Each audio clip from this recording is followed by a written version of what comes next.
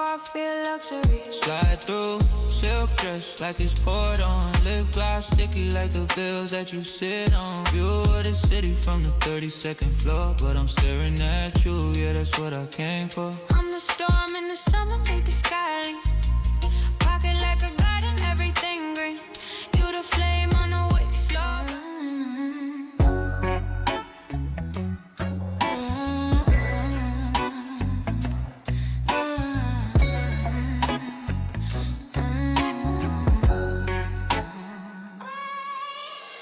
Midnight frost on the window, cars turn cold, stockings hang limp, no fire in the soul. Candy cane promises, but they broke in two. Gift wrap lies tied tight, but they still see through. I'm sipping eggnog spiked with regret. Chestnuts roasting, my heart ain't warm yet. Snowflakes falling, but it ain't no peace.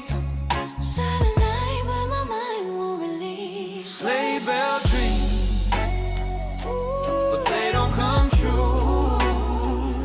Under mistletoe shadows, searching for you. Christmas passion in a winter disguise. Holly on the table, tears in my eyes. Holly on the table, tears in my eyes. Yeah. Icicles sharp where the love used to drip. Red ribbon scars from your velvet whip. Carols in the distance, they hum too sweet, while my soul two-stepping on this cold Concrete. Bottle pop, truth drop, welcome to the show. Champagne secrets, let your power grow.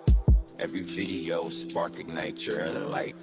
Raise a glass to the future, shining bright. Empowerment is the code, we decode. Unravel mysteries, life's own secret load.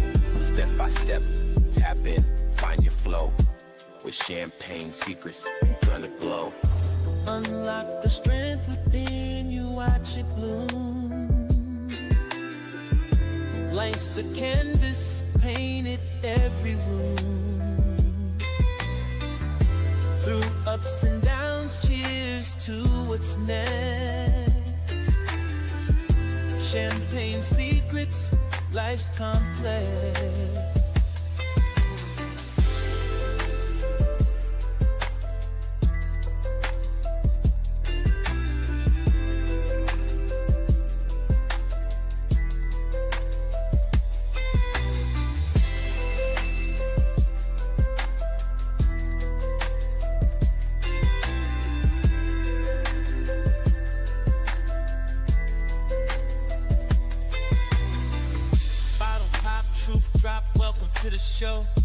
Champagne secrets, let your power grow.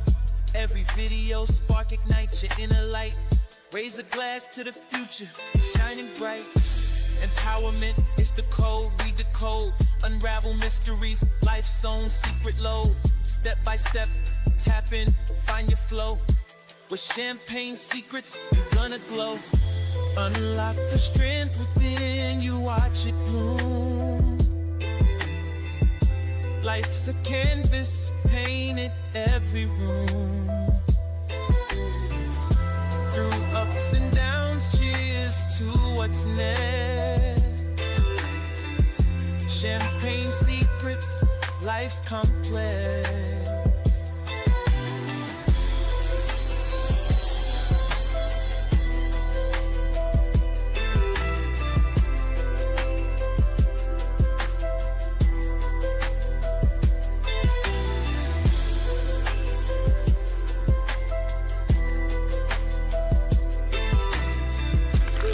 Second and let's talk.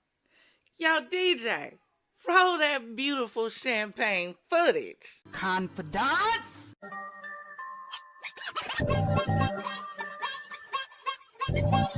What is your profession?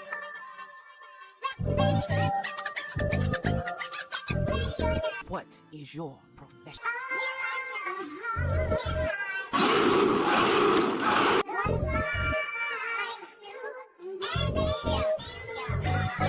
nothing but soldiers and empowerment over here.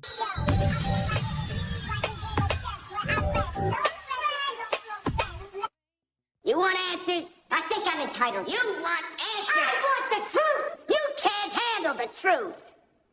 Champagne gang and visitors to the Champagne City, welcome. You've entered my domain, our domain. If this is your first time here, hi, I'm the Empress, the Fizstress, the woman who keeps the fizz in your facts and the kick in your clarity, the curator of sparkle, storyteller of the unseen. I'm your pusher, baby. Pusher of all things excellence, empowerment, and encouragement. You know, all the things that help you get from where you are to where you want to be.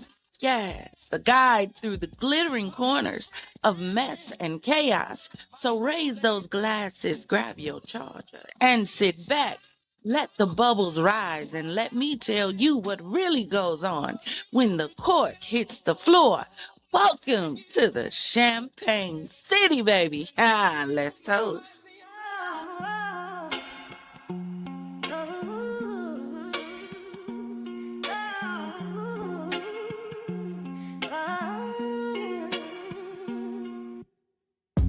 Stockings by the fire, but the room's ice cold. All of what you give, guess it came pre-sold. Found the lips on the best friend, ribbons came untied. Unwrap betrayal, under that you tied. Mistletoe hanging, but the vibe ain't sweet. So I'm tangled up where I used to keep my seat. The red I'm seeing ain't from no candy cane. Ain't no Ollie, ain't no Jolly, just this burning pain. Christmas red is the fire in my head. Yeah, the trust is dead. Tree lights flicker, but my mind's on rewind. Every I love you now feels weaponized. Eggnog spike, but it ain't numb in the sting. Her best friend took my crown, now I'm the fool king. Sleigh bells ringing, but they sound like alarms. Frosty outside, inside it's a storm. No chestnuts roasting, just my patience shot. Love ain't a present, it's a house of cards. The red I'm seeing ain't from no candy cane. Ain't no Ollie, ain't no Jolly, just this burning pain. Christmas red is the fire in my head. Yeah, the trust is dead.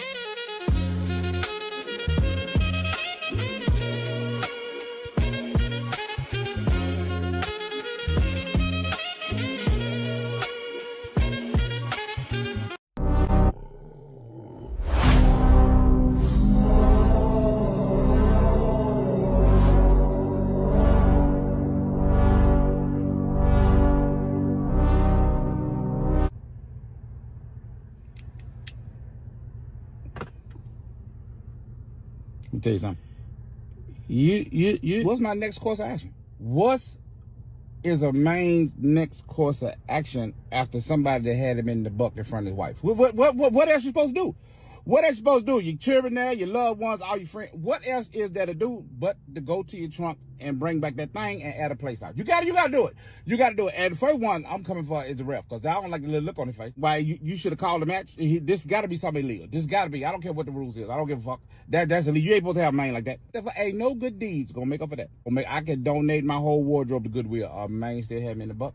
I could rescue a kitten from a burning house. A man still have me in the buck.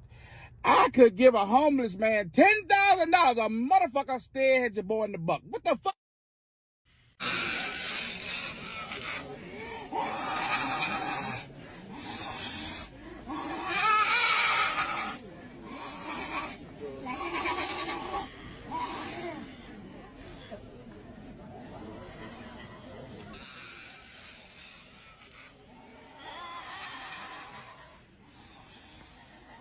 Yeah, no, showed it. My dude.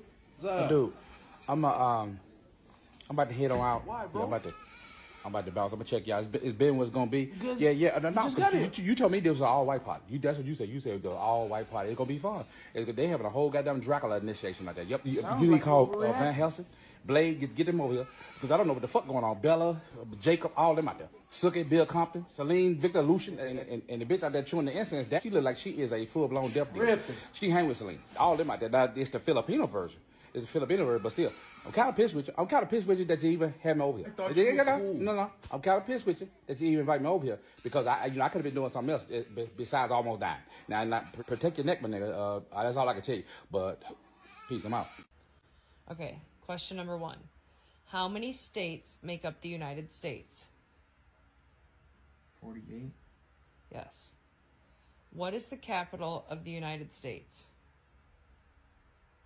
Isn't it the United States? Yes. Good job. Do you know what century we are in? The 20th? Yes. Good job. How many make up a dozen? 12. Yes. Good job. What is the third month?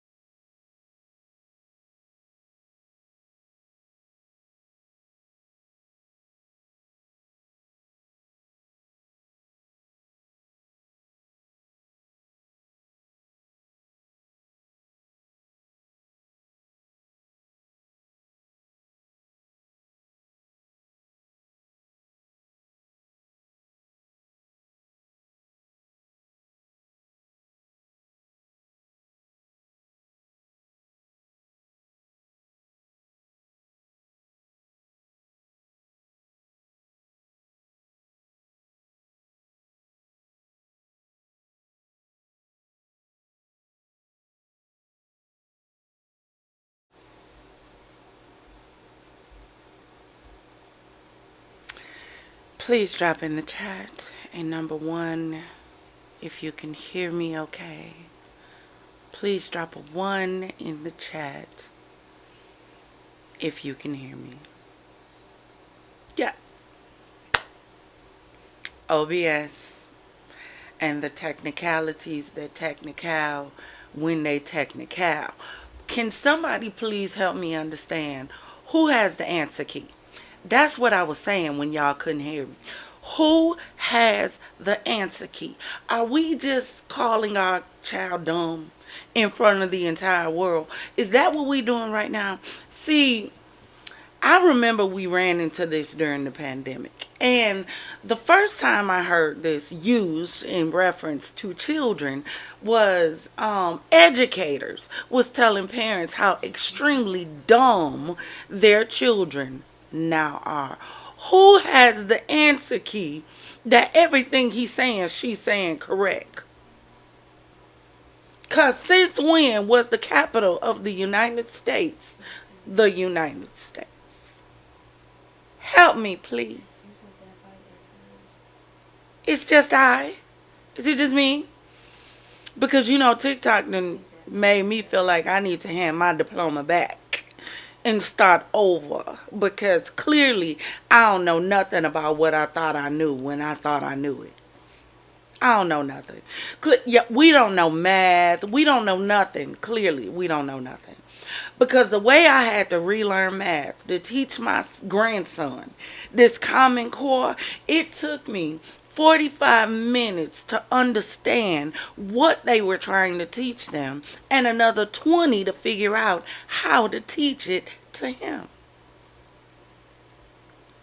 So who has the answer key? That's all I want to know. But let's continue.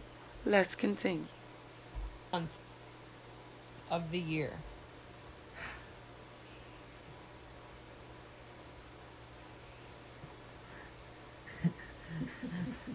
Oh. Let's rewind to see y'all can hear it. Yes, good job. What is the third month of the year?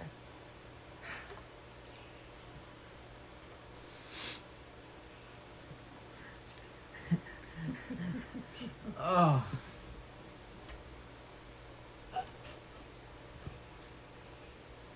Isn't it November? Yes, thank you. Oh my goodness. Thank you for getting it right. I was like, no. Is she dumb or is we dumb? Because I feel like I'm losing brain cells. Is she being funny? Because this is 2025. I don't know no more. I can't tell. We can barely tell what's AI anymore. Please, what? January, February, March. And am I the only one that got March as the third month of the year? Was it a trick question? Y'all, what am I missing? And she laughing. Is she the problem? Or is it him? Who is the problem in this situation? Somebody help me out. Drop in the comments and let me know who's the problem in this situation. Please. All the questions. You can't get that one wrong. I completely guessed, by the way. Oh, well, good guess, buddy. What two countries border the U.S.? What do you mean border the U.S.? Oh, wait. It's Canada and Mexico. Okay. Okay. We're 1 for 7. Okay. 1 for 7. How many moons does the Earth have? 1. Good job. How many seasons are there?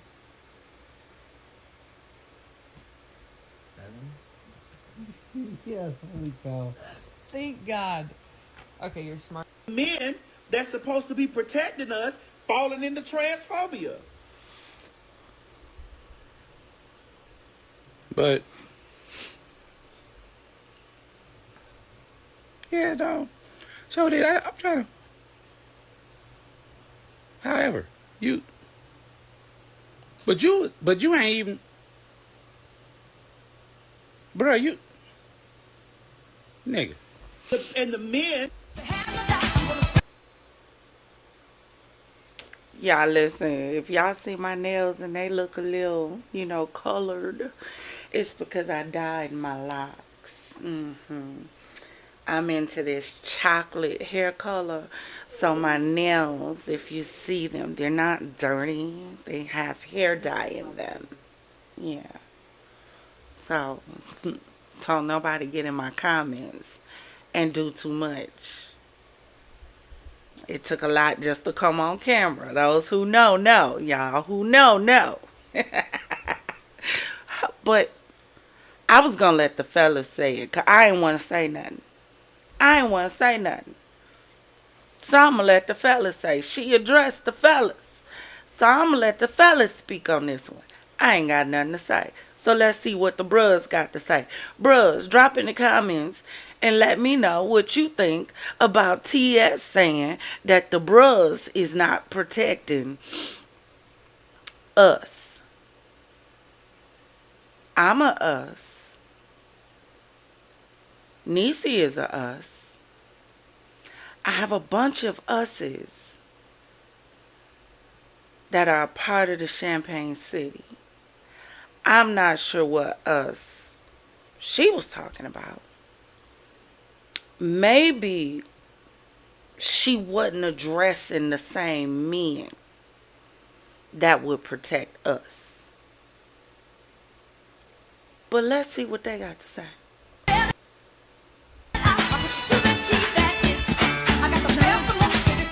Men that's supposed to be protecting us falling into transphobia. But yeah, no. So did I'm trying to. However, but you ain't even, bro. You nigga. And the men. Y'all don't do too much. It's the nigga for me. If it wasn't a nigga for you, hey, we not the same. I don't know what to tell you. Progressive said, nah, they would have claimed you was into something weird versus hair dye allegedly. Exactly.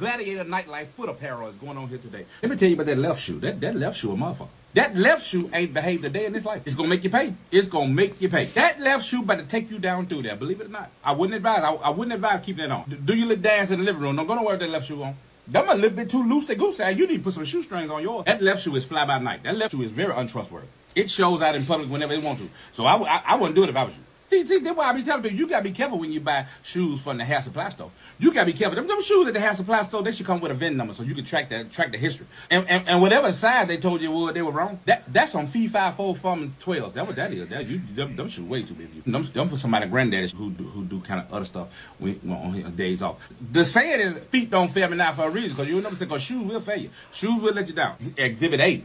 That left shoe gonna abandon you in your time of need. You're going to be in the middle of something. You're going to be in the middle of something very important. You're going to be at somebody's wedding reception on the middle of the floor. They're going to be cha-cha sliding. And then when they say left foot stomp, you're going to attempt it. And it's going to sound like somebody's ball joint popped out. And the whole front end of their car slam on the ground. Because all the stitches are going to be exploded in that damn shoe. You're going to be so embarrassed. You're going to be so embarrassed. Or we can raise the stakes. You're going to be trying to elude a kidnapper in them shoes and be like, nope, guess what? Bitch, you is caught. Now you on the milk carton. All because you wanted to buy the hair store Gladiator Nightlife foot apparels. See? Hey, you know the problem with this? The problem with this is it was probably one of her friends or one of her family members that recorded her. You wouldn't even tell her the way her shoe was looking on her foot, knowing she was about 12 glasses to the wind. Y'all know good and y'all ain't got no friends for real. She ain't had no friends. She ain't had nobody that cared about her.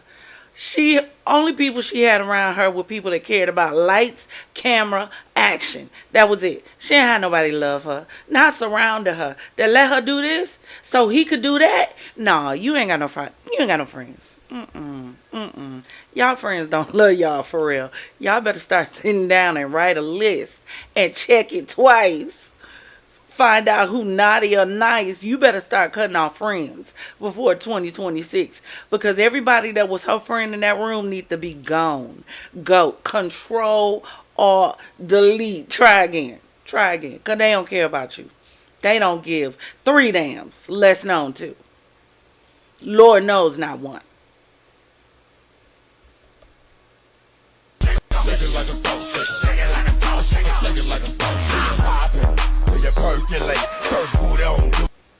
Niecy, was that Detroit?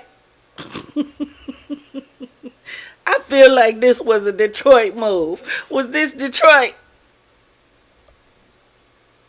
Send everybody home. Send everybody home for the day. Impound the truck and call the supervisor in for questioning. Who the hell authorized this? This is what our tax money paid for. That ain't how you distribute it. So what you must like you feeding chickens on? What kind of shit? What kind of ice y'all think gonna come down? Y'all must think just a snow cone truck gonna flip over or something. Because that ain't, that's why right now it's somebody in a ditch upside down waiting patiently. They waiting patiently for somebody to come get them, but they can't nobody get to them because there's ice all over the road, because these some bitches out here with more than salt. What's the one thing you wish you could tell all your Brazilian wax clients? That we know when you don't wash your hands. We know that you don't know how to use toilet paper correctly. There's always bits stuck. We know when you have sex and come in to get a wax. You leave evidence with us on our treatment table, and the smell still stays even when you're gone. Please wash with soap and water before you come to your appointment, because we know. We know. What in the wide world of eeny, meeny, miny, mo, this ain't how the spa day supposed to go is going on here today. Now, I'm just a dumbass man. I don't know stuff. And I just assume. She ain't lying. You know why I know she ain't lying? Y'all done been in public bathrooms. It's bad. It's horrible. It is horrible. It ought to be a crime. It ought to be a sin and a shame before God, the way the female public bathrooms look. Y'all done been in there, ladies. Y'all, some of y'all I can't call ladies, because I'm like, you just bypass the tissue roll and use hand and finger and just wall? Because explain to me how a lot of the women's bathrooms are in the condition they are in. smell like 30 pounds of bounce that ass in women's bathroom. Please help me understand. Tissue everywhere like you ain't even try. The toilet right there, you didn't even try. Take off your tampons, they stuck to the wall. What? I'd rather go take on the urinal than go in some of these women's bathrooms. So I can imagine how y'all go lay down on a wax table to get a Brazilian and spread eagle your legs. Them same legs that was spread on them seats and left streaks and marks, and women got to go to the women's bathroom and any, mini, miny, mo to figure out which store they gonna go in and hope they don't get hepatitis A, B, C, D, and 12. Just nasty. That ladies, when y'all go to get your hoo-ha service, that you was considerate of the employees. You make sure that your area down there was pristine. But it sounds like some of y'all be having coochie chaos going on in your draw and go down there and try to conduct business. How you show up to the people place and your vagina is foaming at the mouth? Do it have rabies? Do you take it outside to use it and a feral squirrel bit it? What happened? Now the people table frothy and it smell like newborn pit bull puppies, and the CDC recommended that they burn the whole damn building down. This is outrageous. Your pH balance look like blood pressure numbers. You got a 260 over 113. You better go to the hospital with haste. You might be about to die. Your punani in a panic. You got the trigonometry and the calculus. Your coochie in the AP class. You got to bring in the big dogs. You got to have an OGBYN. Did he say trigonometry-nosis of the vagine? Of the vagine? Because what? Y'all know better. Y'all know better. Y'all ain't doing that. Y'all ain't going to get Brazilian wax but ain't washed your ass. You ain't did that. Please, ladies, come on, ladies. 2026 is right round the corner. Can we please bring back being ladies? Because, see, back in the day, mama and them, big mama them, see, they raised ladies. See, they would tell you, I ain't raising no hoes. Big mama them would tell you, I ain't raising no little tramps. That's what big mama them would tell you. Can we go back to when big mama them told you how to be a lady? Keep your legs closed, sugar. Ain't nothing open past 2 a.m. but legs. Y'all ain't never heard that?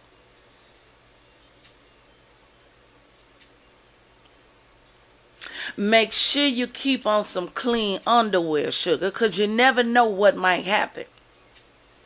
And in order to have clean underwear, that means you got to have a clean putty tat. Y'all just pit bull puppies? Progressive? Please. Administer your wax. You can't expect no Easteritarian with a 30-day certificate from Zenobia's Hair Academy to tackle this evolution. There's a booty brouhaha going on in your undergarments. Your taint is in a tizzy. They had to cancel all the rest of the appointments for the day and call in for backup. Everybody sitting around with goddamn space helmets on and welding gloves. Your taint is in a tizzy. They're bad, ladies. A man should never be able to read a woman's hoo-ha this bad because another woman came online and said that y'all is coming to lay across her table and streaking it and leaving scents that's not for aromatherapy. Ladies, our anthem's been wrong. Y'all took sexy red lip gloss shades a little bit too seriously, didn't you? Because it smelled like that it might be infected. You might need to go get it checked. We not using soap and towel. Hell, didn't they even come out with the African net sponge for you? They got the probiotic doggone suppositories. All kind of stuff to keep your girl fresh and clean. And you just nothing? You just not even gonna try. Try to deal with you. You are inconsiderate, ma'am. You mean tell me some of y'all be coming straight from a penis appointment and pat yourself off and then walk right into there and tell them people to wax you. Coochie beat up, look like it smoked cigars. You got toilet paper pellets all over the damn place, and them hemorrhoids hanging out your ass look like landscaping rocks. And you expect them people to do their job? Your crotch is ambiguous. You can't tell where the booty start and the coochie end. Ambiguous? Really? His hemorrhoid exploded in my mouth, and I'm going to tell you guys about it. And use a duking mouth face that ass lie. About to give a damn about that shit. How the hell, who the hell? What make you think? In this day of our Lord, we want to hear that. But I'm going to tell you what you do want to hear. You do want to hear that Marvin Hunter is going to be at Mic Drop Comedy Club January the 7th. That's Dallas, man. Dallas, Texas. I'm headed your way, man. Plano, to be exact. Mic Drop Comedy Club January 7th. Your boy, comedian Marvin Hunter, first show of the year of 2026. Y'all help me bring that thing in right, man. I expect to see all y'all in the building, man. Tell a friend to tell a friend. Don't hear about it, be about it. Hey, guys, listen. Let's have a grown conversation. Let's have a real conversation. Let's keep it a bean. Let's do that. How did you not know that motherfucker crazy? You see how he look? How did you not know that that individual there is cuckoo for Cocoa Puffs? How you know? He is bonkers. Do you understand me? And you don't want to do that. You don't want to have them in your house when they get like that, especially when they're grown. How do you not know it? You've been dealing with him all these years. Don't give me nothing. I ain't trying to hit nothing, because this is more common than people are willing to admit. Maybe not ending up in death, but definitely ended up in harm some kind of way from a grown child who is not wrapped too tight. I don't have the statistics in front of me, but I am sure throughout my life that happens to a lot of non-blacks, because black folks will get you out of there. We'll get you up out of there. We'll call down. I want y'all to riddle me this, right? Your grown child living in your house, his demeanor looks like this. Are you concerned? Or are you just, that's little Timmy. We love him. He's our special child. We love him. He paints all day and goes outside and throws rocks at the squirrels. And, you know, we hear the gun going off at night. And, you know, we hear the squirrels screaming and the cats, you know, the dogs, you know, they howl all night long, you know, like they're so terrified. But, you know, that's just Timmy. He just, you know, he's harmless. He wouldn't hurt a fly. He saved that kid in school.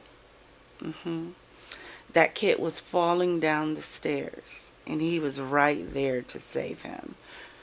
They said if he would have fell like down any more stairs, he would have broken more than just his ankle.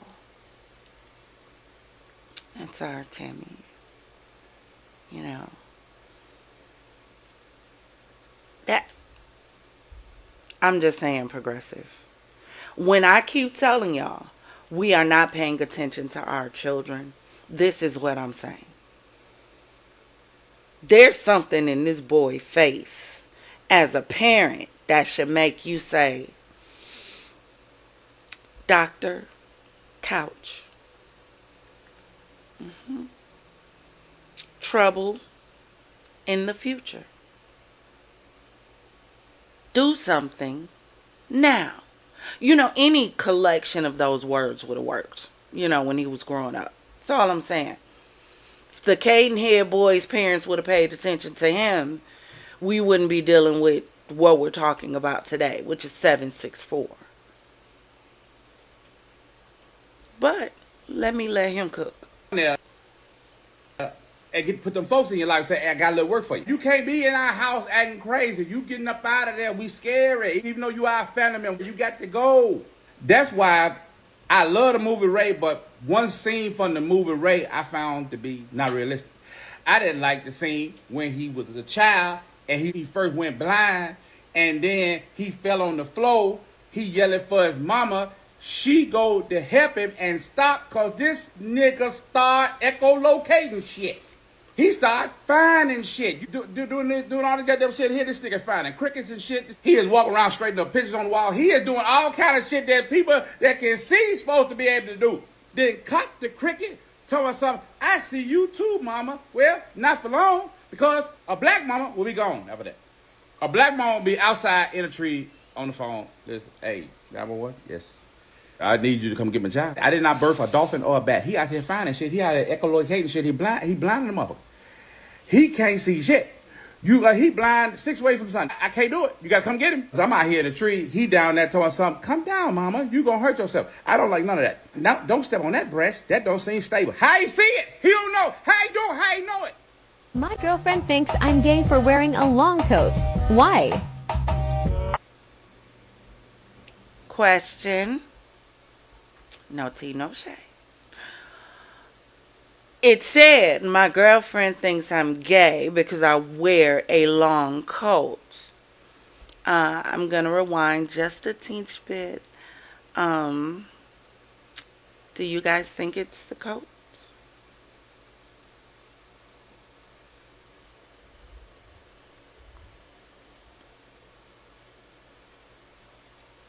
Y'all quiet. I was waiting on one of y'all to help me. Do you think it's the coat? You don't think it's the coat? Oh. It's not the coat, Niecy? Oh, okay. Why?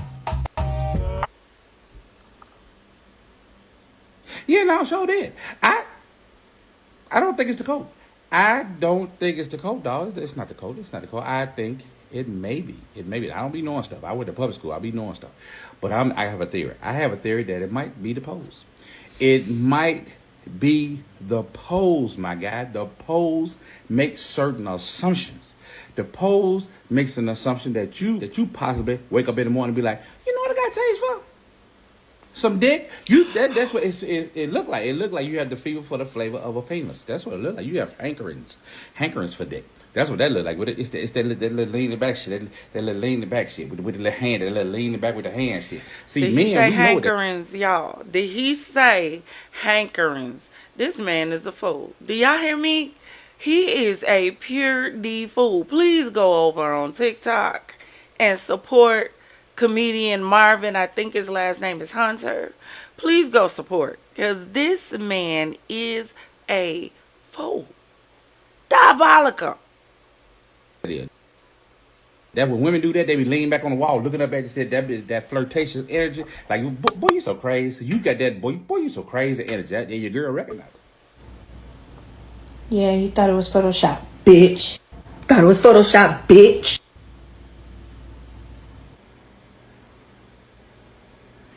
Yeah, no, I sure did. Your face look like it's easy to draw. Hey, remember first grade at art class? They say your baseline is an upside down triangle, guys. And you would draw an upside down triangle, and that would be your baseline. And then you would put the eyes and everything else in after that. Your face looked very easy to sketch.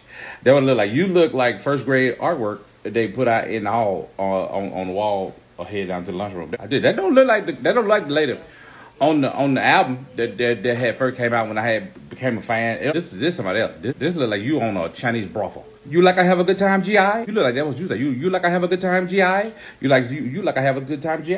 Girl, later. That would look like me. Look like you trying to turn into some Japanese anime. I wish you would cease. I wish you would cease and desist and understand you were beautiful before and God made.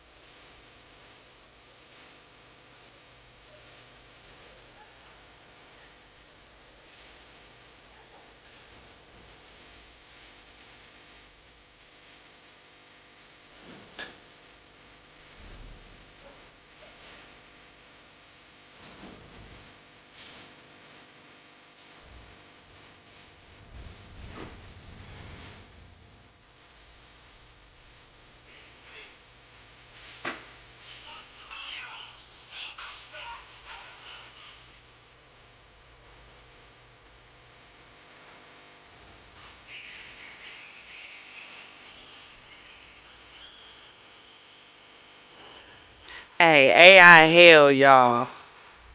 AI done remix Shoulder Lean.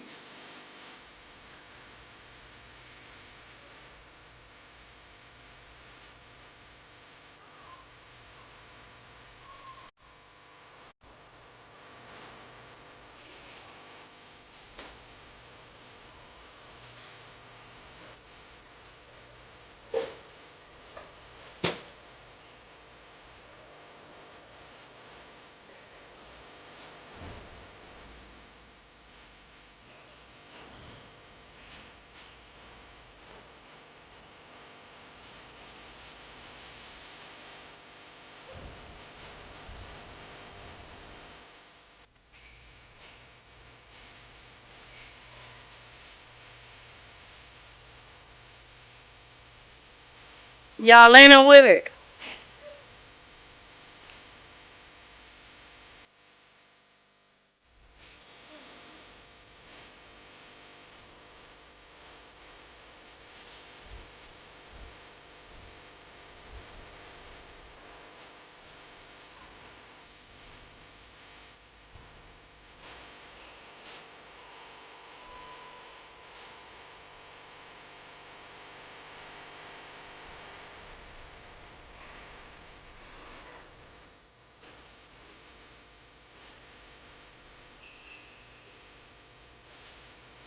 Y'all ain't crunk with that. Y'all ain't crunk with that.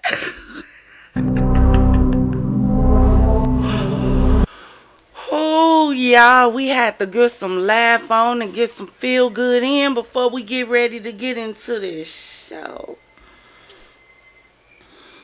The song said, let your shoulder lean. Look, AI done whole remixed the song and turned it into a gospel song. Choir included.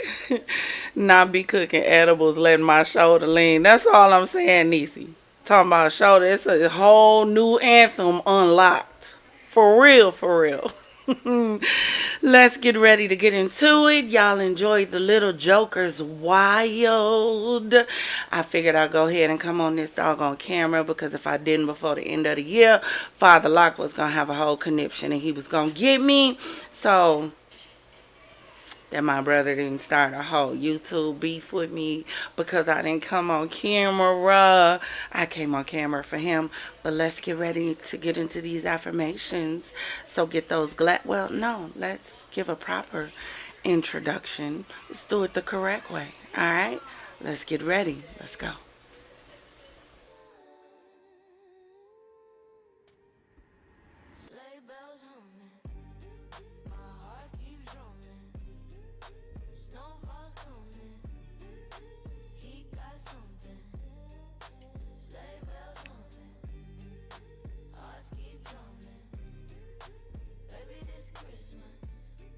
I'm gonna get with unwrapping. Y'all, all that music was supposed to drop. I'm so irritated because I ended up sick. And didn't get a chance to drop all the Christmas music. But that's all right. We got some other stuff coming. And we can still drop Christmas Red because, he said the red he's seeing ain't from no candy cane. So, that can happen all year. How y'all relationships been running lately. It's been a little iffy, a little tick-tocky. Some of y'all probably seeing Christmas Red right now. But let's get ready to get into these positivity and affirmations. Y'all go ahead, do me a favor. Take the glass. Raise it in the air. You see our huddle up girl? You see her. So y'all know from now to the end of the year, we are getting into our pep talk. Get our game face on. Fix your hair. Shake it up a little bit. Get ready so we can step into 2026. So I got to give y'all a little pep talk, y'all. Stretch your shoulders. We getting game ready. It's time for us to go get it and stop waiting for it. Yeah, let's go for it. End of the year. We ready to either kick a field goal or we running in a touchdown. Which one we doing? Which one we doing? Wait a second. Wait a second.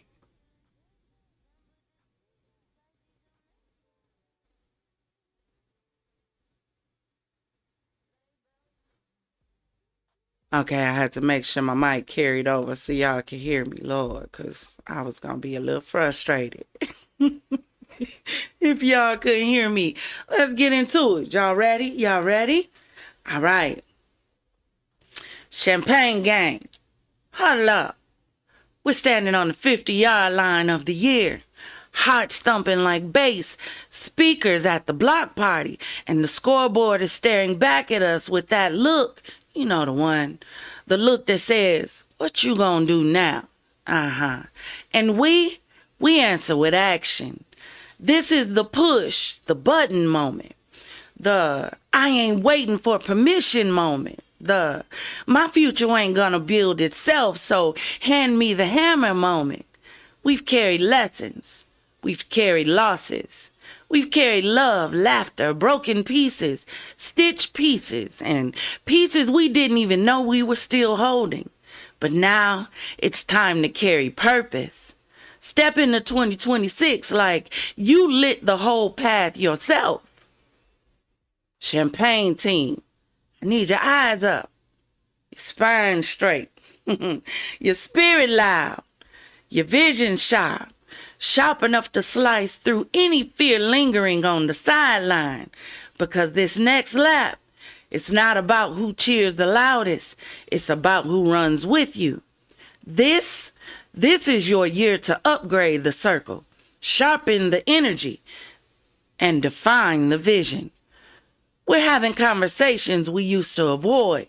We're opening doors that used to intimidate us. We're sorting the roster. Who's ready to grow? You better ask them. Who's ready to heal? You better ask them. Who's ready to hustle with honor and intention?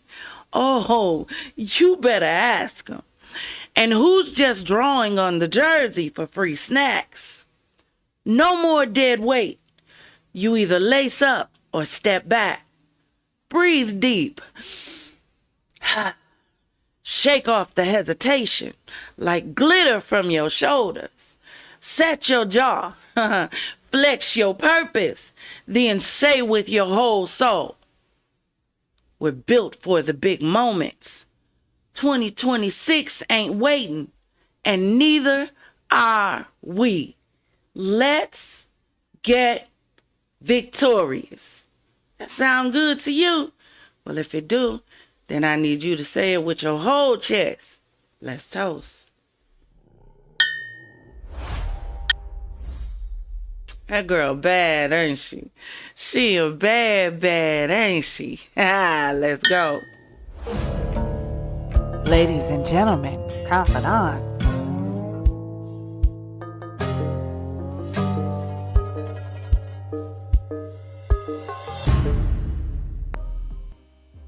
Ladies and gentlemen, confidants, welcome to the Hennessy Zone. Straight talk, no chaser. This place was created for those topics that require, well, a little something stronger than just champagne. Over here, we think and drink responsibly. Now let me give you a disclaimer. Everything discussed in the Hennessy Zone, all of the commentary is based on my opinion, and it's done so in accordance with the Fair Use Act, which allows for these discussions for the purpose of entertainment and teaching, because there's wisdom to be gained from everything, whether it's good or bad. Now, we don't attempt to solve cases over here, but we do discuss them. And I love to hear your opinions about each of the cases we discuss, so please do me a favor and drop in the comments and let me know what you think about today's case. Ice in the bucket, bubbles in the brain, gold on the knuckles, pressure in the vein. I'm that cork flying sideways, pressure built from the project. Turn my pain into parade, pop the top, let the stars flash. Use a count, every bus stop.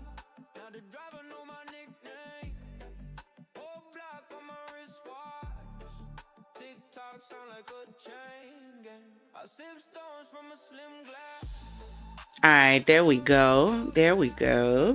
There we go. So, y'all, we're going to get ready to get into this story. And I don't know if you guys have heard anything about this story, but it's kind of been going viral on social media. And it's about this young lady that's on the screen. And it's really sad to me that we are still continuing to see story after story like this with our young people, and the fact that our young people are consistently choosing violence. And I don't hear more and more people having a discussion about what we can do to save our children, what we can do to look after our children, what's the condition of our children, what's going on with our children. When are we going to come to the table and discuss the children? So what happened with this story? This young lady decided to go on a walk with her sister and I think some other young ladies or someone else.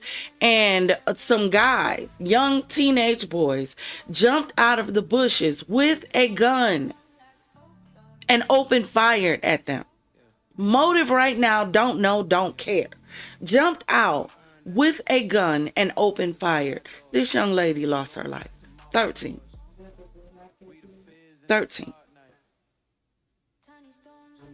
I saw this screenshot because I say it all the time, but y'all don't be wanting to hear me when I say it, because y'all be thinking I be against black people, you know, when I say it, not realizing that I'm actually, you know, so pro-black. It's crazy. I'm just not pro-foolishness.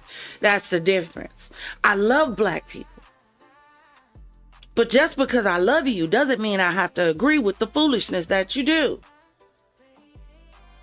We keep rewarding bad behavior and we keep wondering why bad behavior won't change. You keep rewarding it. Until we figure out how to change bad behavior and replace it with discipline, with standards, with morals, with a compass, we're going to continue to see this happen over and over and over again.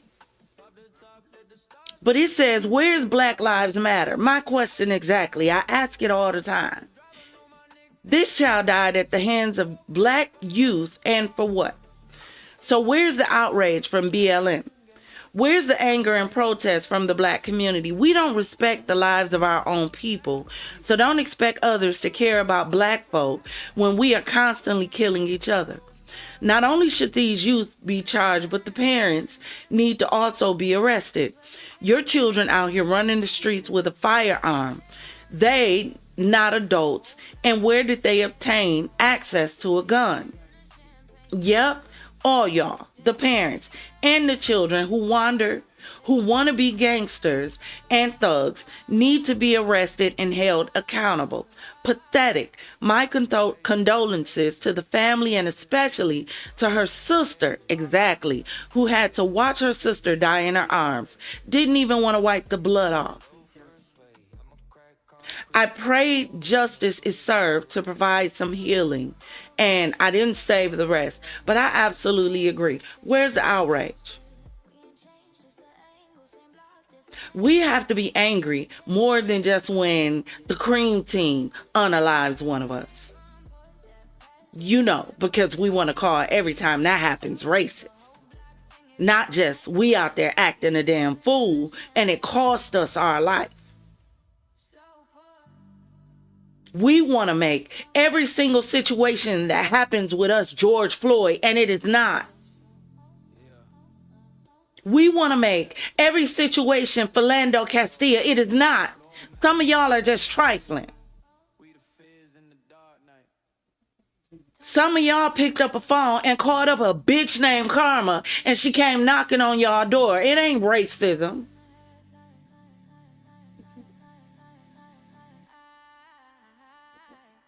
Said what I said. Won't take it back. On or off camera.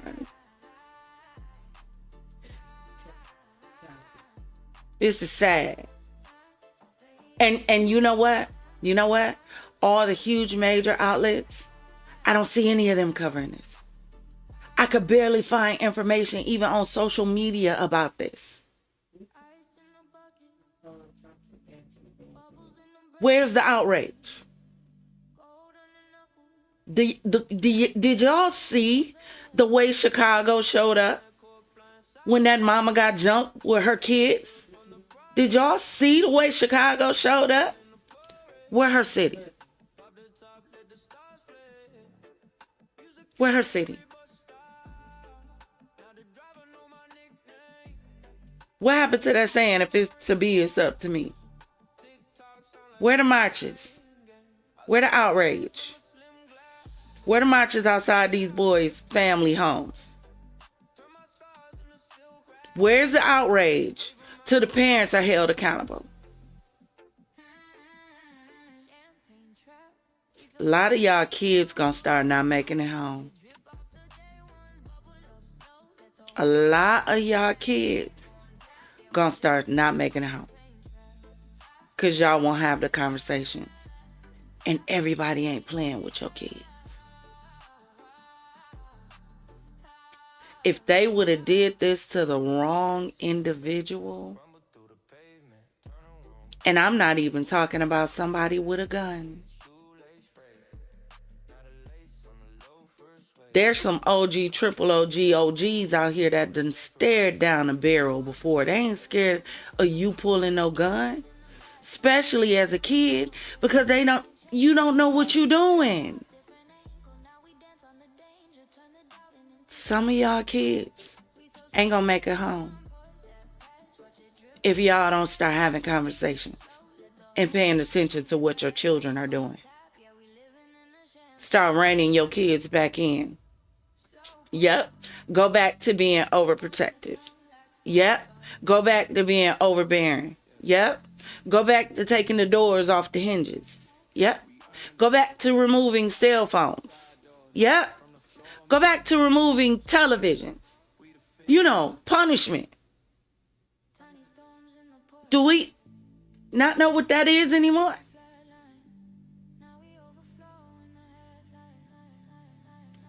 Our kids running our household and the street. That's why they fear nothing.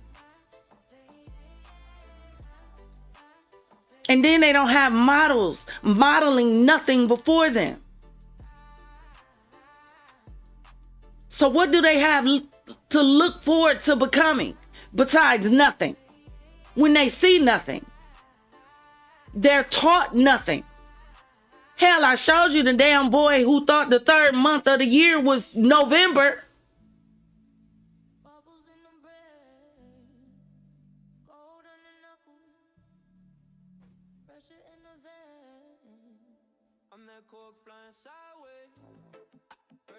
But check it out. Getting sick and fucking tired of turning on this fucking app, and all I hear is bad news. This right here is jaleeyahtune. She's 13 years old, or I should say she was 13 years old. She was gunned down on the 21st of December, right before fucking Christmas, by 3 teenage boys, 2 16-year-olds and 1 15-year-old. She was walking down the street with her sister, and these kids come from behind a bush and they open fire, killing little Jaleeyahtune. Lily is what they called her. Her sister held her until she passed away. And the most fucked up part about this is I'm not hearing about any of this on mainstream media. They're not covering this. This message is for the parents of those 3 teenage boys who took the life of this 13-year-old girl.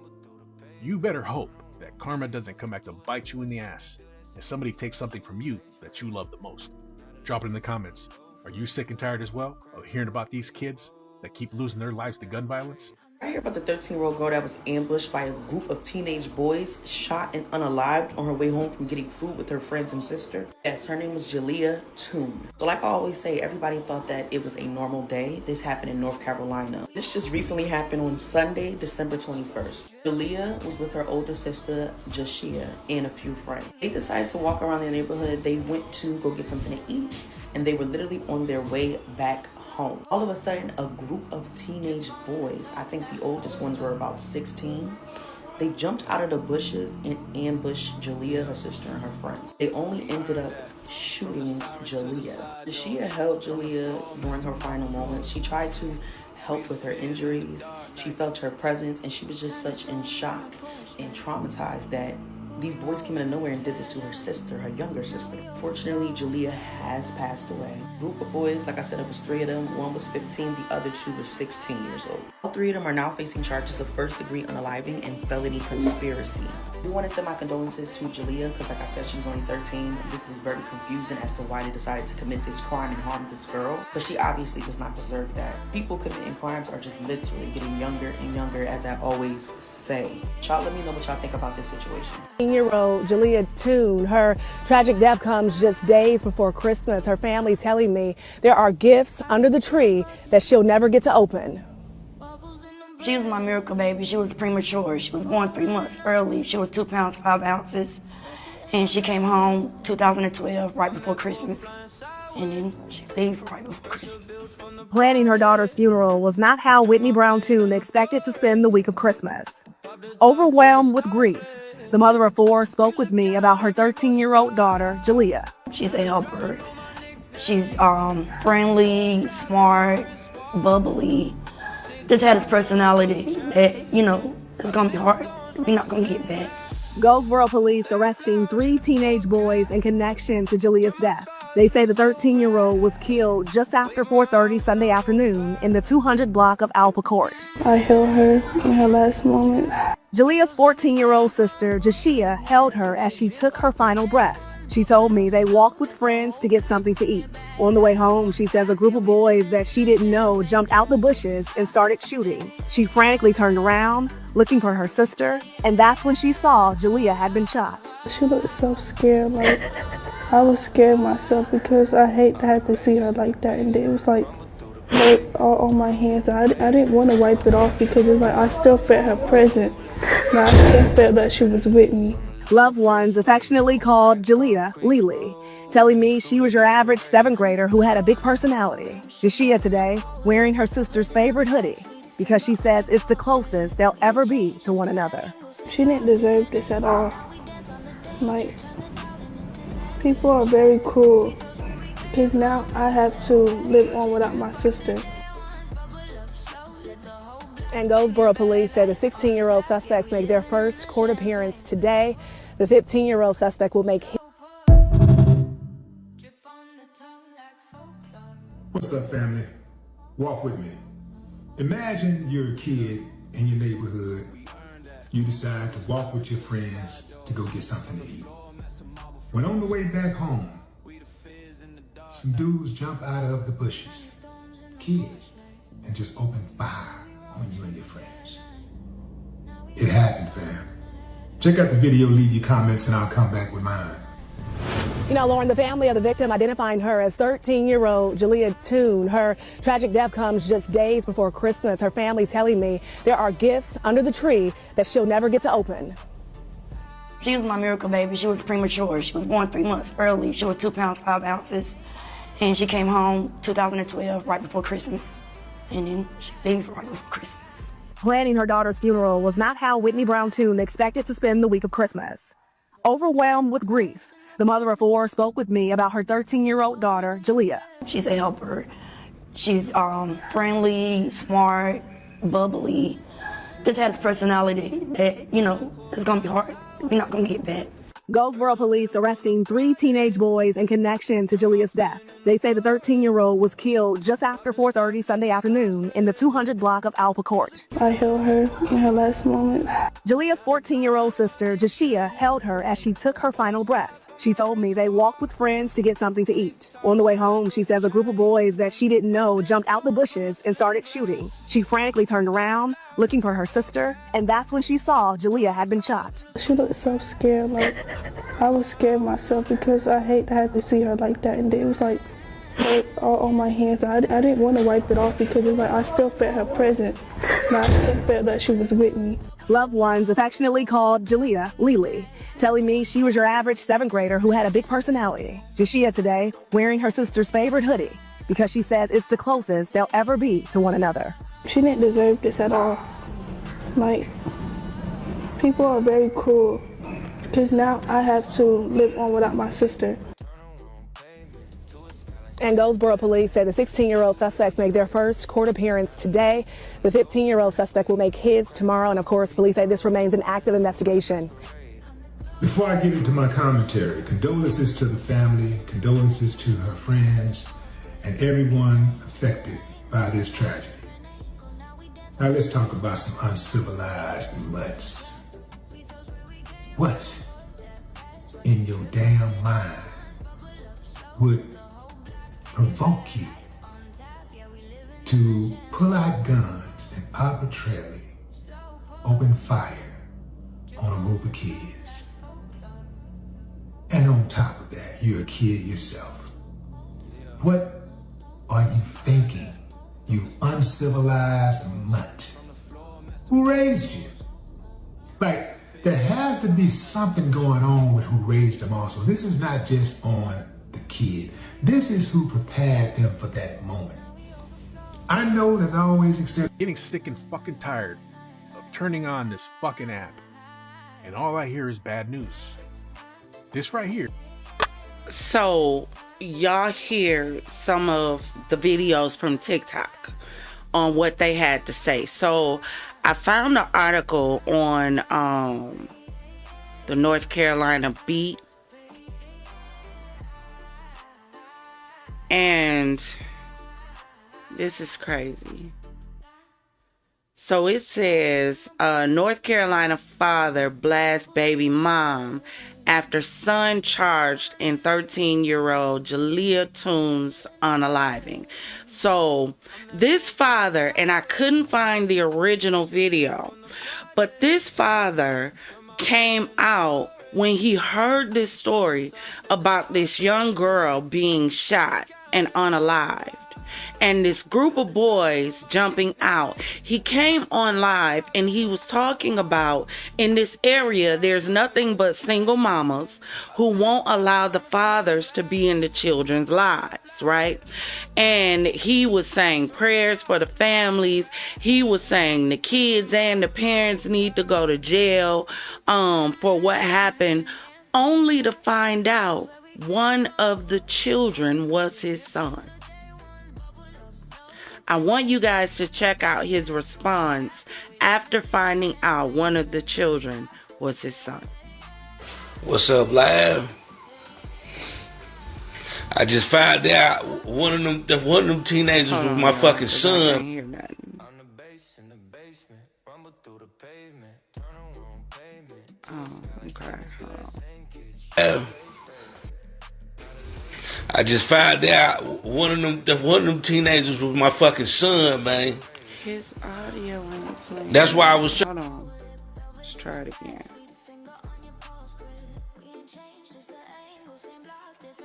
And maybe it's just me. Maybe y'all can hear it and I can't. Hold on. Let me change it.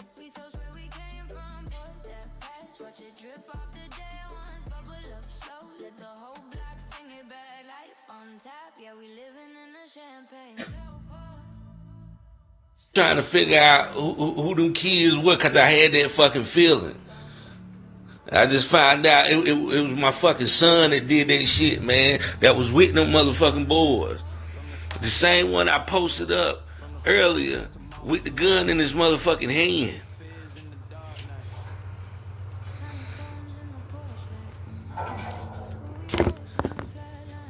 And nobody told me shit.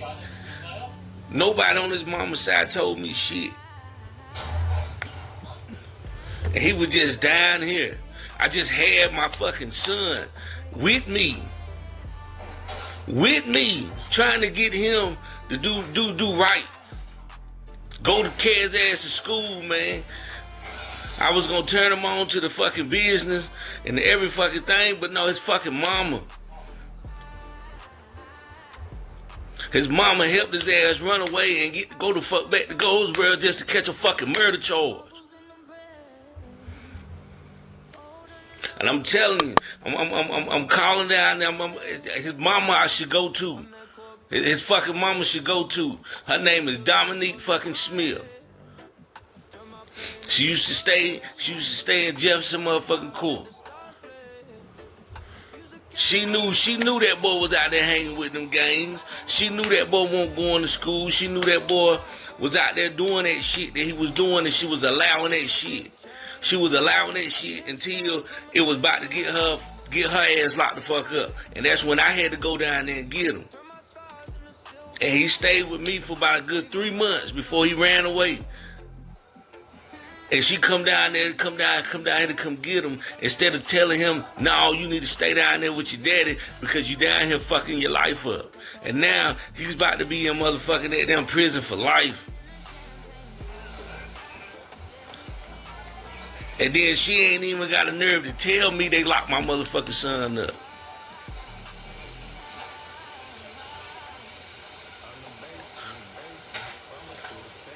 Nobody that fucking knows, that knows me on her side, called me to let me fucking know anything.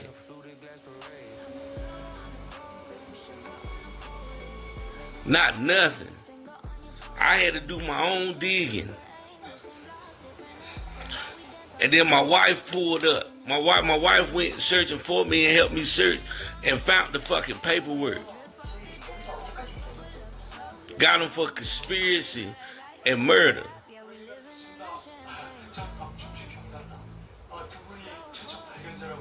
And that's fucked up. That's fucked up how his mama sit there when I had him and I had his ass in school. I had his ass finna go to auto mechanic class for summer school. I had his ass doing good up here.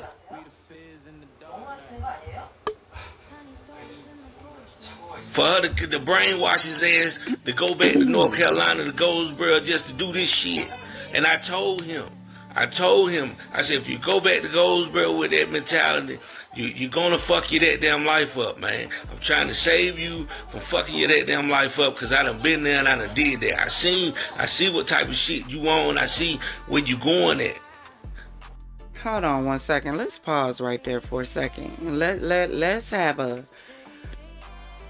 serious conversation. Serious. Some of y'all mamas is gonna be the reason why y'all lose y'all sons. You are. Some of you ignorant ass mamas gonna be the reasons why you lose some of your sons. Matter of fact, I'm gonna go out there all the way out and say some of y'all mamas are the reason why you have lost your sons. These boys need their daddy. I'm not talking about if his daddy was trash and if his daddy was abusive. That ain't what I'm talking about, and you know it. And the fact that somebody would even think about jumping, because some of y'all just like jumping in comments just to say dumb stuff, just to be dumb. It sounded dumb when you put it in the chat. These boys need their father.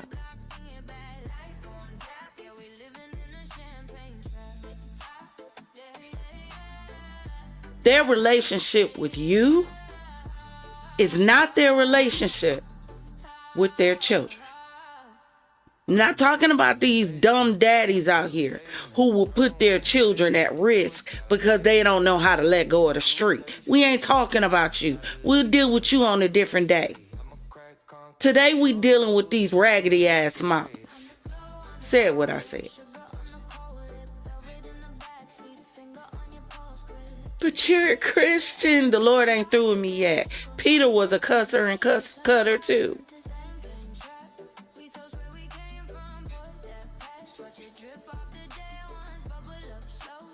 Some of you mamas are going to be the reason why you lose your sons. Because you so hellish and you so hateful that instead of doing what's best for your child, you would use your child to punish your ex. And it's going to cost you your son.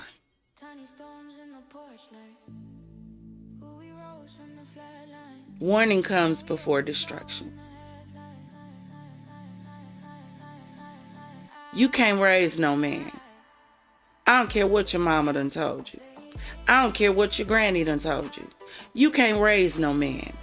Only thing you can do with a man is show a man what a good woman looks like. That's all you can do. You can't tell him how to deal with a wet dream. You ain't got no packer.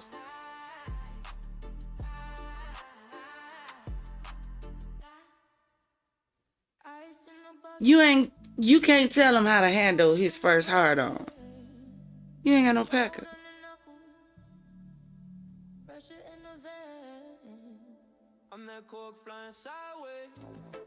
You can't tell him how to lift weights the right way to build a muscle he want to build, because you don't have the same muscle structure.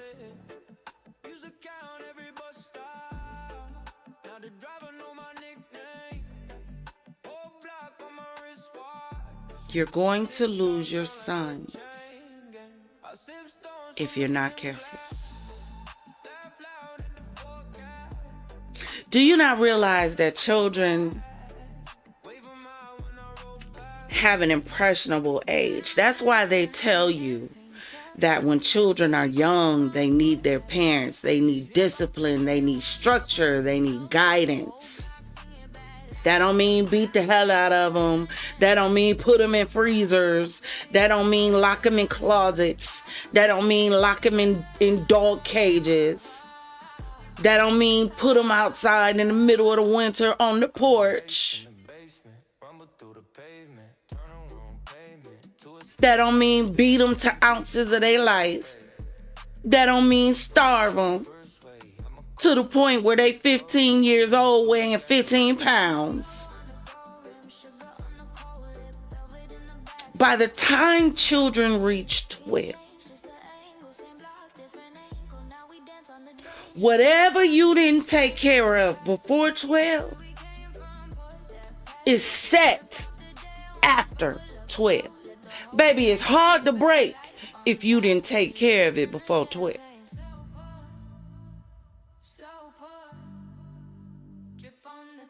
And y'all running around here with these boys, just that boys will be boys. Your son was outside breaking in cars. You boys will be boys. Your son was outside chasing the girls down the street. Boys will be boys, you know. He a boy. What you want me to do? Put him in a dress? Nasty ass attitudes and slick mouths, saying nothing, raising nothing, protecting nothing, nurturing nothing.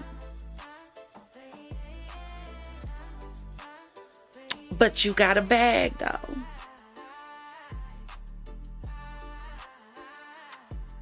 You got some Chanel though. You got your kids some Jordans though. Clock it. Your kid in Louis though. So you girl, you mama of the year. Meanwhile, Lil Johnny is the neighborhood terrorist with knives and guns, waiting for the right moment to escalate. Planning it. Matter of fact, you don't even know you in danger because you ain't even paying attention. Right now, there's a whole household that don't know their lives in danger. And we gonna read about it. Cause this is my room, Mom. Stay out of my room, Mom. Why are you in my phone, Mom? Screw you, Dad. I wish what they call the hell I would have with my mama. Please.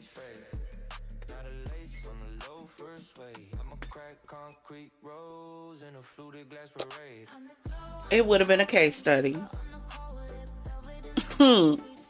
It would have been a case study. Please. Please. My granny was the original, my dear. What do you mean? My granny kept a gun somewhere. Let me tell y'all something. One day we was in the house, right? We're going to get back to the story. But sometimes we got to throw some laughter in the middle of this stuff. Because this... this whole world is this? Who did this? This is what I want to know. Because I'm sick. Beam me up, Scotty. I keep telling y'all, if them 7-foot aliens show up, I got to see it through, my boy. I got to see if the grass is greener. It's got to be better than this. Because I'm sick of it. Sick, control, alt, delete. Sick. Thanos at this point with the glove. Thanos. I forgot the story I was getting ready to tell y'all. I'll remember it in a minute. Let's get back to this father so we can get into 764. And I'm trying to save you, man. Now, like I said before, he deserved the consequences behind what the fuck he did. Because he knew it was wrong. He knew doing all that shit he was doing was wrong. And now he got to face the consequences. I'm just hurt it had to be my son. I'm hurt if it was anybody else's son because they should have known better. And they, you know what I'm saying? But I tried. And that shit is fucked up, man. That shit is fucked up. Like I said, his mama name is Dominique Smith. She work at motherfucking, she work at KFC on Berkeley Boulevard. She need to be held accountable just as well. Because she allowed this shit to go on. She encouraged him to do all this shit that he's doing. Now I can understand. This is why I keep telling y'all better be careful who y'all jumping in relationships with and who y'all deciding to procreate with. Y'all better be careful. This is why. If you don't have children, or if you thinking about having more, this right here should make you open your eyes and say, nah, questionnaire me, please.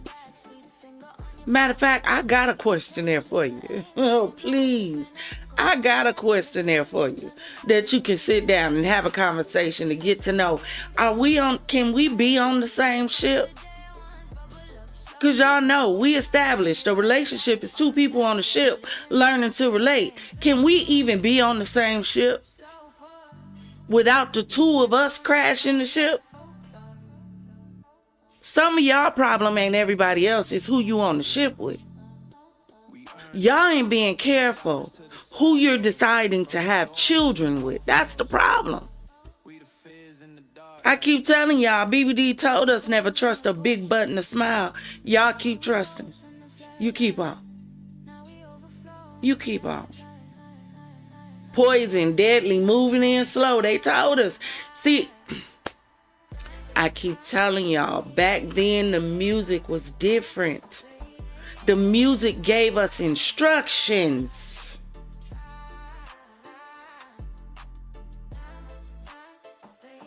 Y'all just willy-nilly, just YOLO. It's my thing. Do what I want to do. You just all out here. And then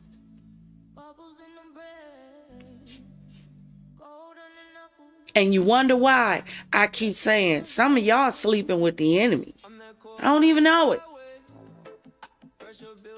Some of y'all, instead of worrying about your friends, baby, you better worry about who you laying down with. Who you waking up next to. Because when you lay down, you sleep. You in your subconscious. You don't know if somebody's standing over you with the sticky icky icky, with the...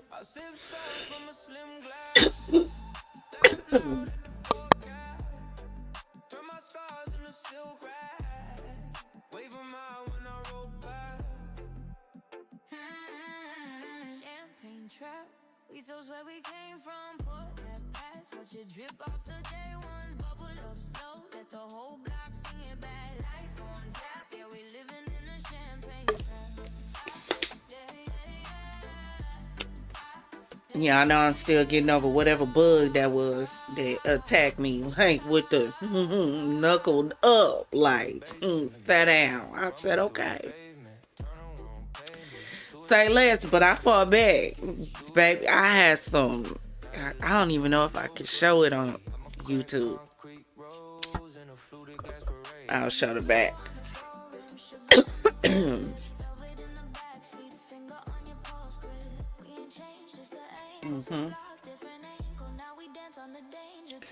That's that E and J. No. I was wrong. JD.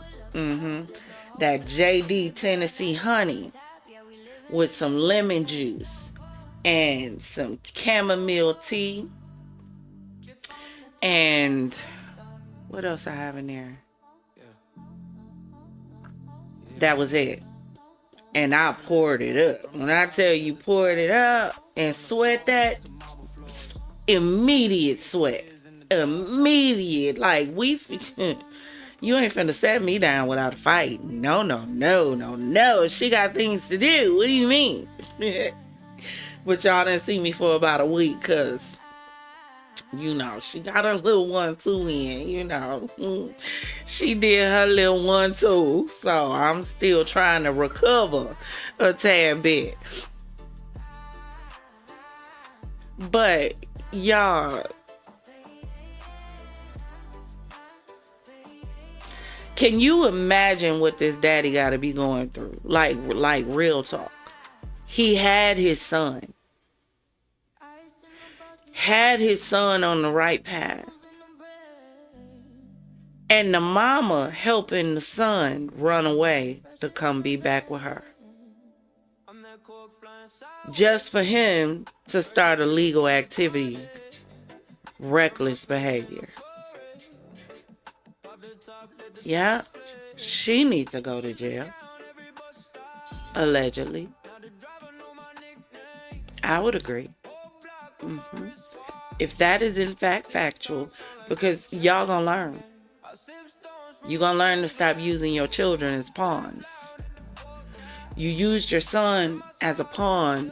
And see, here's the thing, right? And I don't even understand this. I keep telling y'all, I'm different. I'm different. Like, pulled up to the scene with the ceiling missing type different. Like, I'm different. Cut from a different cloth different. And I don't understand this behavior. My kids never knew anything me and their fathers went through. Nothing. Ever. When my oldest daughter finally found out why me and her father broke up, he told her. I didn't. It was a horse, sir. That's why. I love you, though. That's baby daddy. I'm baby mama. That's how we refer to each other. Like, what do you mean? Y'all. We not the same. We not the same. And if ever there was anything going on with the child, we put differences aside and had a conversation. We not the same. My oldest son is in the Air Force now. When I got pregnant with him and I gave birth to him, I told his dad, I don't want you to be an every other weekend dad. Because he was getting him, he said he was going to get him every other weekend. He said, all right, let me go think about it. He said, let me get him every Tuesday, every Thursday, and every other weekend. On the weekends that I get him, I will get all of his clothes, wash them all up, iron them, fold them, and send them back. His daddy was a 20-year military vet. Conversation. And that was after we broke up. We ain't the same. My oldest daughter, when she became, of age and started her menstruation, right? She was with her dad and his girlfriend when she started her menstruation. She called me, the girlfriend, and she said, I hope you're not mad at me because I helped your daughter put on her pad. Mad at you? I would be mad at you if you didn't. In my absence, you're me.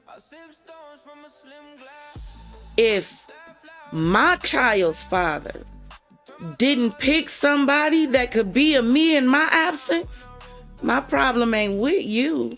My problem is with him. Because you got a child. And a step parent is a parent who steps into the role of a parent in the absence of that parent. No. I'd have been upset if you didn't. We not the same. Y'all keeping these kids away from their fathers for what? Because he won't cut you off no more? He ain't running you the bag no more? He got somebody else now and your feelings hurt?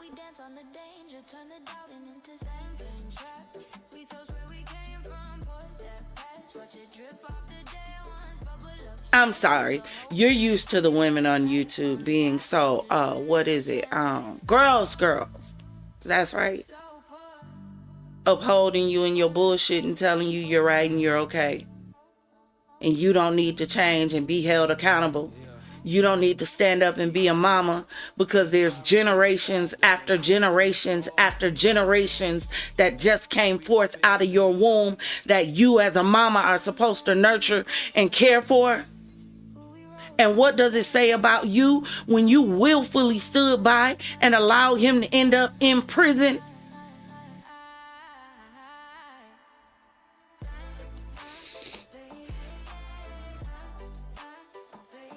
And I'm not talking about the mamas who's trying. I'm not talking about you. He ain't talking about them kind. He talking about the kind that would sit back and watch their son sell drugs and take the money because they get to be, big mama with the Louboutin. With the Coach, with the Jimmy Choo.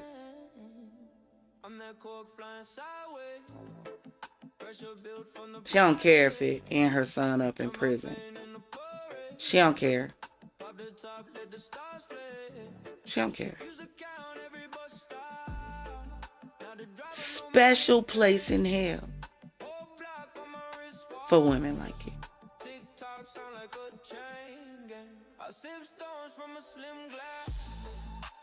If that damn she wasn't. Because if she wasn't encouraging it, then she would have made his ass stay down here. She would have never came down here on a sneak tip and had him run away and pick him up on a sneak tip and take him back to Goldsboro. If she really cared about that boy well-being and his fucking life, she would have did that shit. That shit is fucked up. That shit is fucked up to the fullest. Now, you know what I'm saying? The only time I spit with my son was fucking trying to get him to fucking let them understand life. The only time I spent with my damn son was roughing his ass up because he still had that mentality. Now I ain't gonna never have no time with him. And she okay with that. She okay with that shit. Guarantee you she's sitting home comfortable right now. Sitting home comfortable right now. She ain't feeling guilty for shit that boy was doing.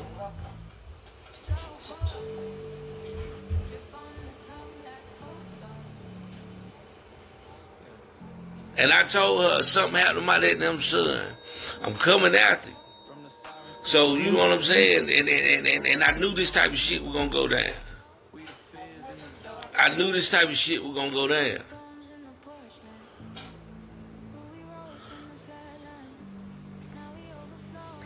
I knew it. I knew it.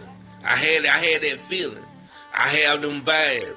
My daughter can tell you, I had that vibe when she was pregnant. When both my daughters were pregnant, they didn't tell me. I told them, and they wasn't even living with me. I have them vibes, and my vibe was telling me my son had something to do with it. And that's why I kept asking people. I want to know the names of them boys, because something kept telling me. And somebody told me a name that was similar. And that's what had my wife searching, because I called my wife. Because they said it was either Josh or Josh Smith. And I said, hold on. I said, Josh. I said, my son is, you know, they call him Ja, but his name is Jair. I said, but they probably would say Josh Smith, because that's probably what they call him.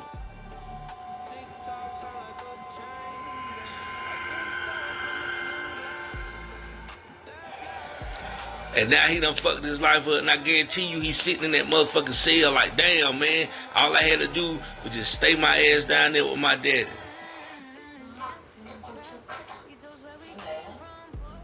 That's all I had to do.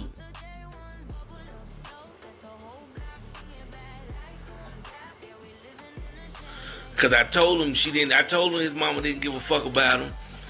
When she had me to come get him, because she only had me to come get him because she was about to get arrested because his ass won't go into school, and she was about to get evicted because his ass broke into her apartment out there in motherfucking Jefferson Court where she lived at. And her only option from not going to court from either war was to send his ass up there with me. And when her them playing, when they canceled all them cases on her, and wherever the hell she moved at, that's when she started plotting for him to run away and come back to the house. And that's when I had to rough his ass up because he kept trying to defy me in my own house. But when he got down here and I won't letting him talk to his mama for a while, the boy was doing good. The boy was going to school. The boy was doing his homework. I had the boy proud that he was at them passing his shit.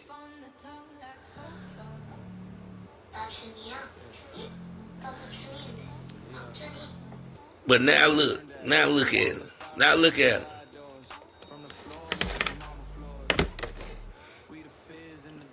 And all he had to do was stay his ass down here with me. That's all the fuck he had to do. Stay his ass down here with me. What's up, James, man? Long time no see, man. But, yo, man, that's all he had to do was stay his ass down here with me. That's it. And that's fucked up. That's fucked up, man. And she blocked me. She blocked me on social. So I don't even celebrate Christmas, man. And if I did, it wouldn't even be a time, man. And that's no disrespect, because I just found out. I'm glad to see you too, man. But I just found out my son just got committed, just got locked up for murder, man. So, you know what I'm saying? So it's a hard time for me right now. So, I'm basically out here just venting, man, because I'm mad, man. I done shed me some tears, but I'm mad as fuck. I'm gonna call her After I get off a live, I'm gonna call her ass. I'm gonna try to call her on Facebook. You know what I'm saying? And see if she gonna motherfucking answer. Yeah, appreciate it, man. I'm gonna call her. No, I got her phone number. I did get her phone number for when he was down here. But she should have. Out of all the bullshit aside, she should have called me. Out of all the bullshit aside, she should have called me. You know what I'm saying? And the fucking boyfriend that she got, the one, he the motherfucking one turned him on to this EBK bullshit gang shit that got him out there doing that bullshit. His ass need to be held accountable. And if I was fucking home, me and him would have it out. Me and him, I would go back to motherfucking prison. I will for my kids. If I have my kids, I will.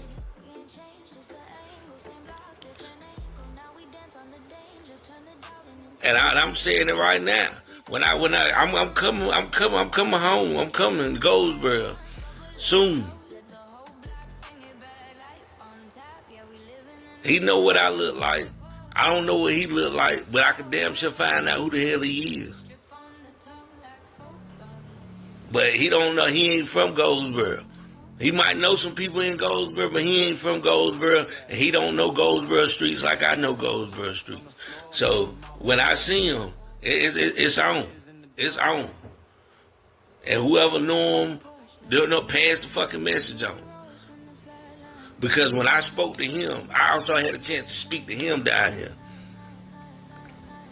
And I told him, I said, look, whatever type of that figure you want to try to be in his life, man, that shit that you teaching him ain't finna fly.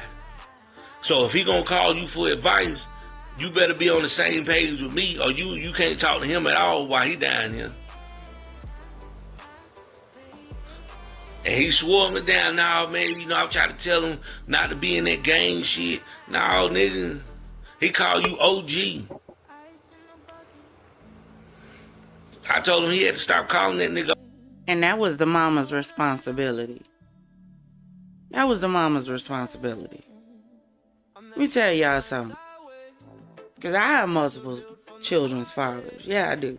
And I had excellent relationships with them all. Do. To this day. Their wives. We don't have issues. The reason why you have baby mama, baby daddy issues is because somebody ain't done. Somebody's heart's still involved. Somebody's still entangled. That's the only reason why the only reason why you see broken windows, busted tires, tow up cars. The only reason why you still see it is because somebody ain't done. Somebody ain't finished. Because when you done, you don't care about none of that. I don't care about nobody. None of my exes I'm messing around with. Have at it. Have fun. What I care for? You my past.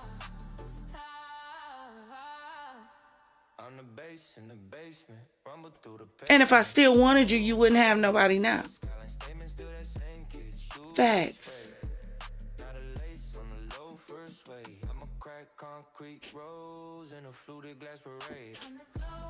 It was her responsibility to tell her dude, whoever he is, what the rules of engagement are when it comes to her child. When I got married, my oldest son, the one I was just telling you about, when he would bring my son to the door, I would make him hand him to my husband. I introduced them. And in the morning when he would bring him, before he would go to work, he would hand him to my husband. Then I stopped going to the door. The interaction became between the two of them. There was no contention because I handled it the right way. What do you mean? You had to have a conversation with him about what, I get it, man to man. Don't get me wrong. Men should have conversations with men. However, that should have been a conversation initiated by the woman he laid down with. She the one got kids. Sons she gotta protect. Daughters she gotta protect if she got daughters.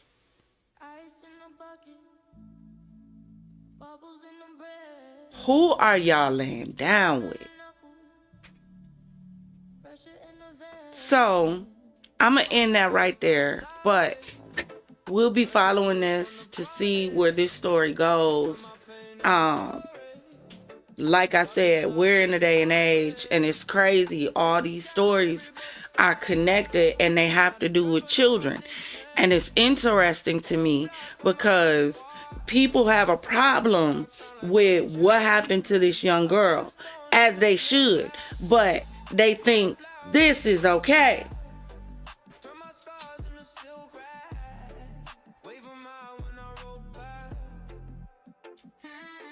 They think it's okay for a mother to buy a teenager a Draco for Christmas. And she breaking every single gun safety carrying, think about getting a gun, practice with a gun range with a gun, anybody gun rule on the face of God's green earth from the moment the box was open. And ain't nobody saying nothing about gun safety. Nothing. Somebody in the comments talking about, but it's not loaded. As if that's the most important thing in this whole conversation.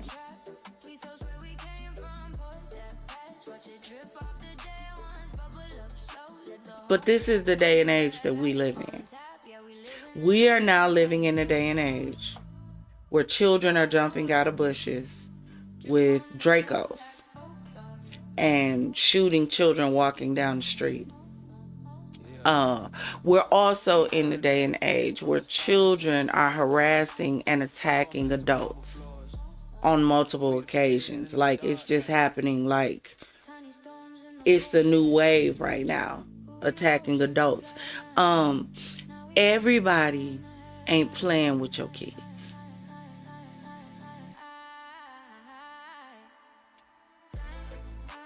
Your daughter gonna pull a Draco on somebody, and somebody gonna pull something bigger.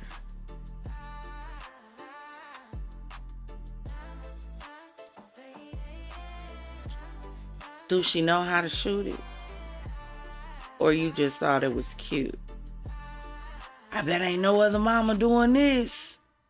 I bet I'ma stunt on them with this one. I'ma step on them with this one. Show them, daughter. So we just willfully creating YBs. Just, I don't know, maybe a stock, a bond, college fund, maybe. I don't know.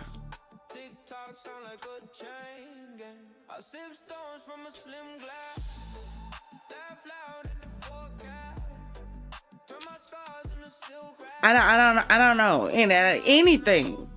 Rock climbing class, anything would be better than this. Self-defense courses.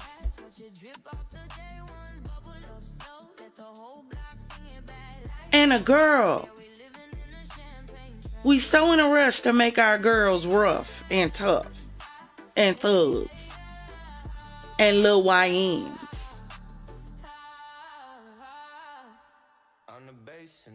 But I digress. On to the next story. We are into part 3 of dealing with this whole situation with 764 and transitioning back into David and how David may be tied into 764. And the more I learn about 764, I'm starting to think maybe Celeste could have potentially, allegedly been tied into it too, but not in the way we think. I'm thinking in the way of, you know what it's giving me? And these are just my thoughts, right? It's giving me those movies that you see where they're chasing or hunting people and they gotta run to like escape for their life. That's what it's giving me. Just think about it and drop in the comments. And if you're a movie buff, you may know the kind of movies that I'm talking about. And while we're listening to this, I'll go find one and show it to you so you know what I'm talking about. But I ran across this and it was on YouTube. It's a channel called The Void. And it was covering what 764 is more in detail. I want us to check this out.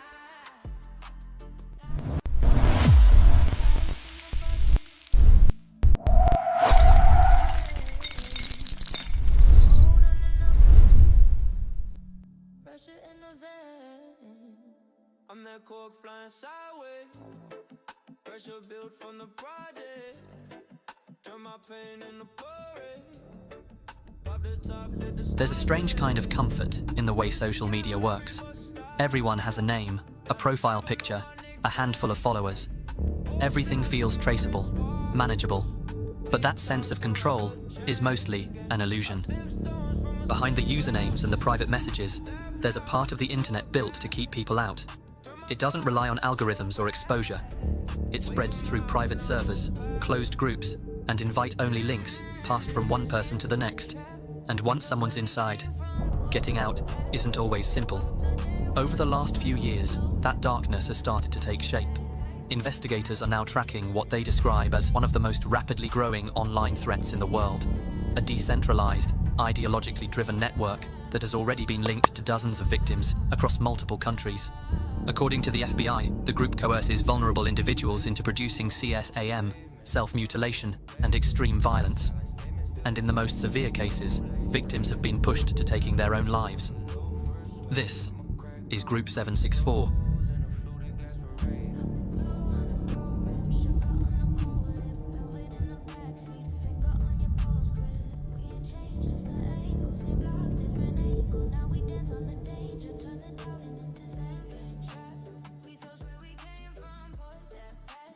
Drip off the day ones, bubble up slow, let the whole block sing it back. Life on tap, yeah, we living in a champagne slow. 764 didn't begin as a movement. It began with a teenager. Bradley Cadenhead was 15 when he created the group from his bedroom in Stephenville, Texas. Online, he went by the name Felix, using 764 from his town's zip code. But what that name came to represent would stretch far beyond a single location. His behavior had been escalating for years. At 8, he was already watching adult content. Soon after, it shifted toward violent content, torture videos, gore, anything brutal. And by the time he was 13, he had already been placed on juvenile probation for talking about shooting up a middle school. The next year, he violated the terms and was sent to a juvenile facility. Probation reports showed a steady decline. Cadenhead refused to participate in counseling. He assaulted his mother, he left home without permission, and was eventually hospitalized after ingesting large quantities of Tylenol and cough syrup. Nothing improved. His world got smaller, and when it did, the internet filled in the gaps. He spent most of his time online. Minecraft led him to Discord, and on Discord, he found something else, a server called Cult, spelt CVLT. The group was run by a French user named Rohan and specialized in grooming minors for explicit content. According to internal reports from Discord's security team, this is where Cadenhead learned to manipulate children. He said another user introduced him to gore, and from there, everything escalated. He took what he had learned and started building a new server. The name was 764. Using variations of the name Felix, he dropped into chat rooms daily, spreading links, posting explicit images and urging people to join him in more private spaces. When he was banned, he created new accounts. When users pushed back, he threatened them. He bragged about being device banned from nearly every email service. He said he'd gone through over 400 Felix accounts, 100 more just to get back on Discord. Even Roblox had banned him, twice. In one case, he encouraged a 10-year-old girl to send inappropriate photos of herself. In another, he told someone who had just survived taking their own life to try again. When other users warned him to stop, he laughed.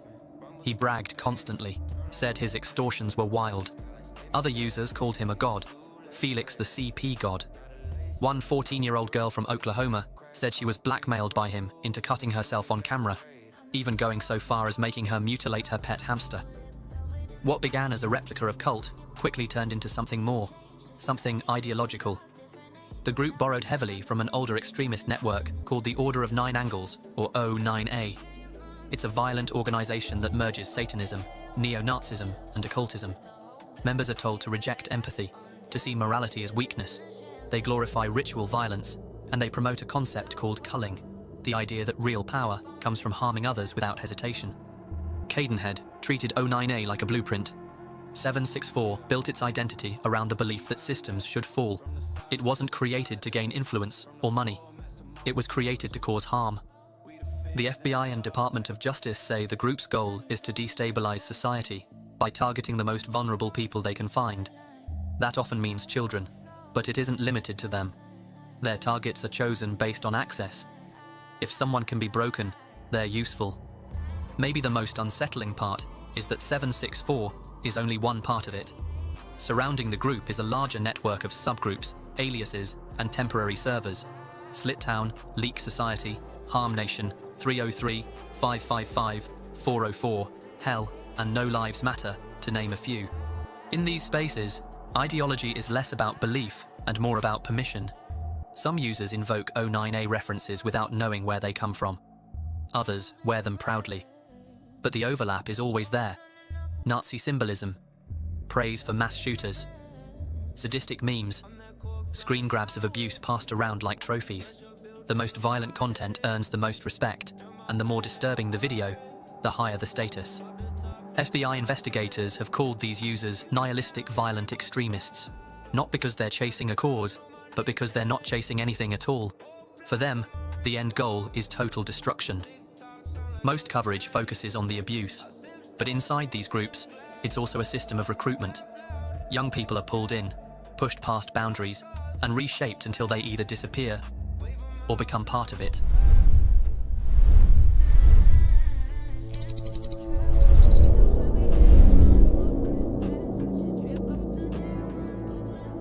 Most of the time, it starts the same way. It usually begins in spaces built around pain, Discord servers centered on self-harm, forums where depression is openly discussed but rarely moderated, group chats where no one's really paying attention. These are the environments the group moves through, watching silently until someone says the right thing. A member reaches out, often appearing calm and supportive. They might pose as another teenager or speak like someone who understands, but it was never about helping in the first place. Most of their activity happens on Discord and Telegram, though other platforms have been used at different points.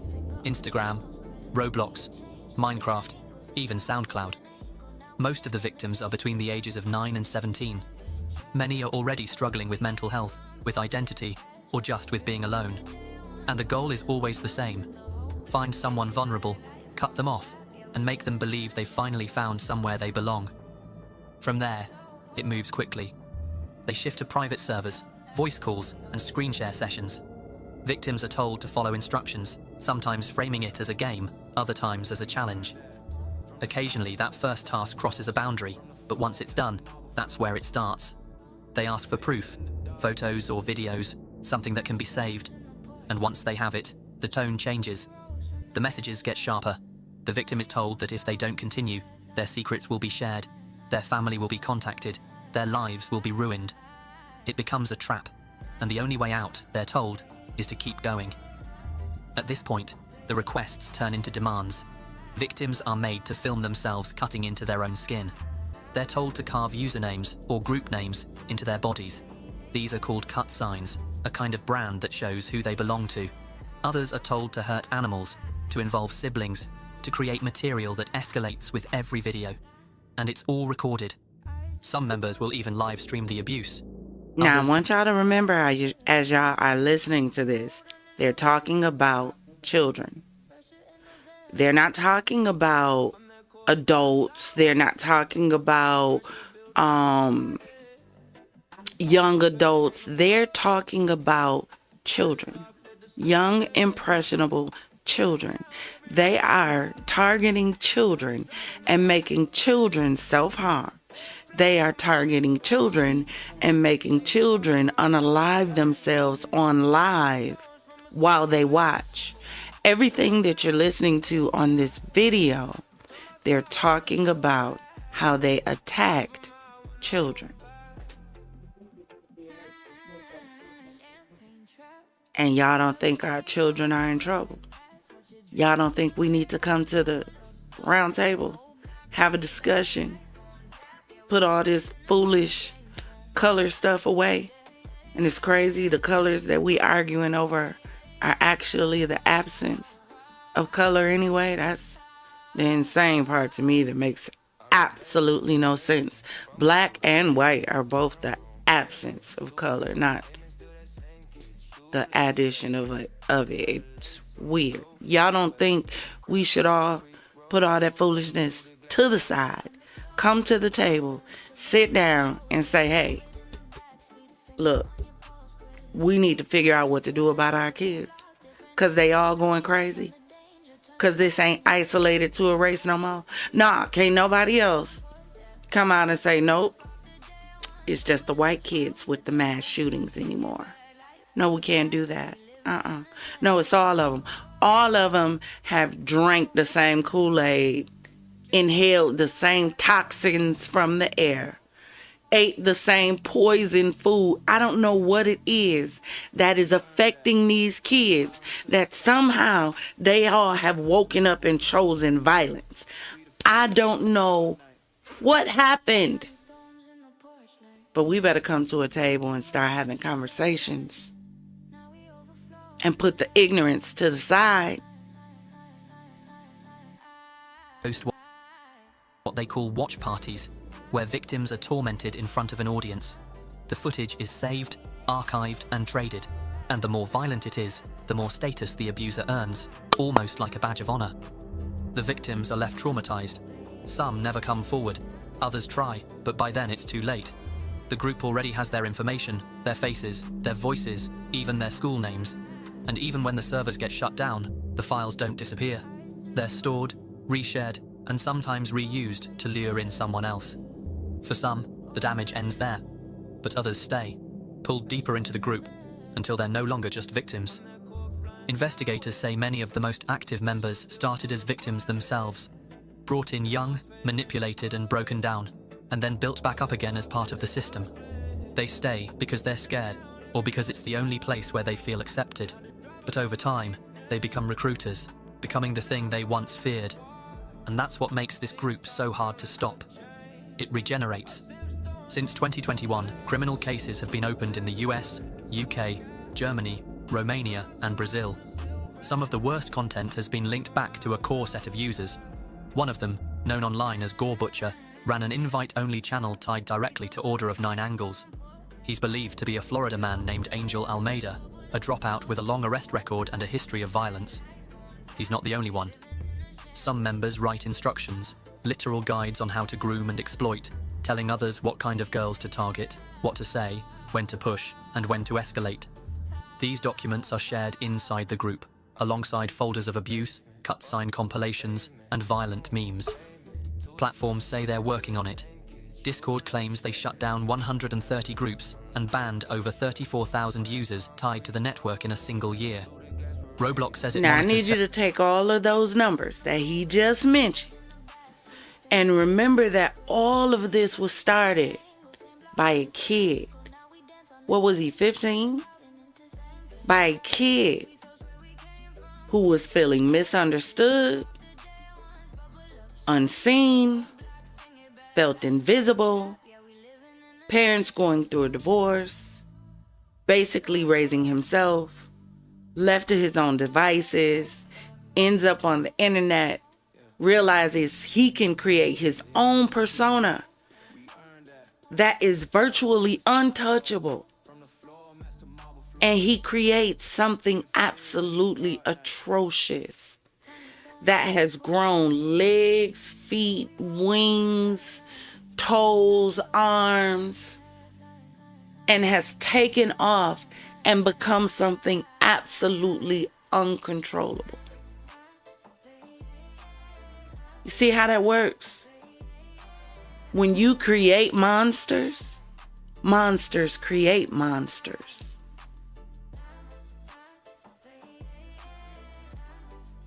Those monsters create monstrous things. A lot of times, things that can't be controlled. Now this thing is out of control. Because there's no way to stop the source. They cut it off, guess what? Another leg grows back. Cut it off, another leg grows back. Because you didn't stop it at inception.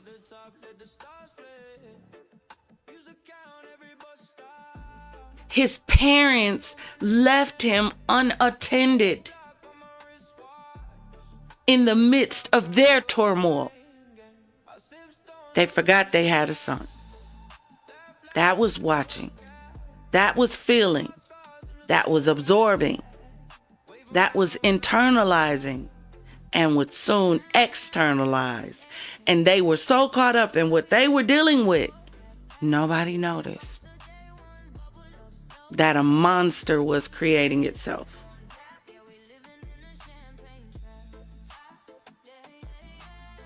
And then when you stop and think about all of these supercells that pop up, the only way to have supercells is to have something underneath the cell. So then you have not only a monster who's not being paid attention to, but you have a bunch of children who were the monster before the monster became the monster, who has parents who are not paying attention to them as well. And now they're being victimized by monsters. And if not careful, they'll turn around and become monsters themselves. And we don't think our children are in trouble.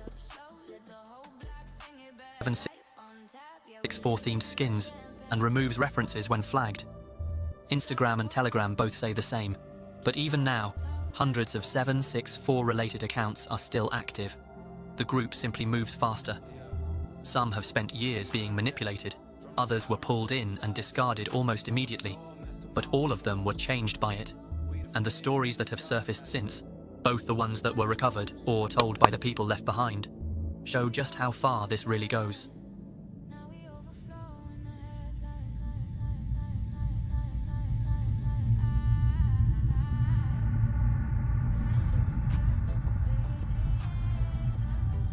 The people behind these groups aren't all the same, but what connects them isn't where they started, it's what they choose to do once they get inside.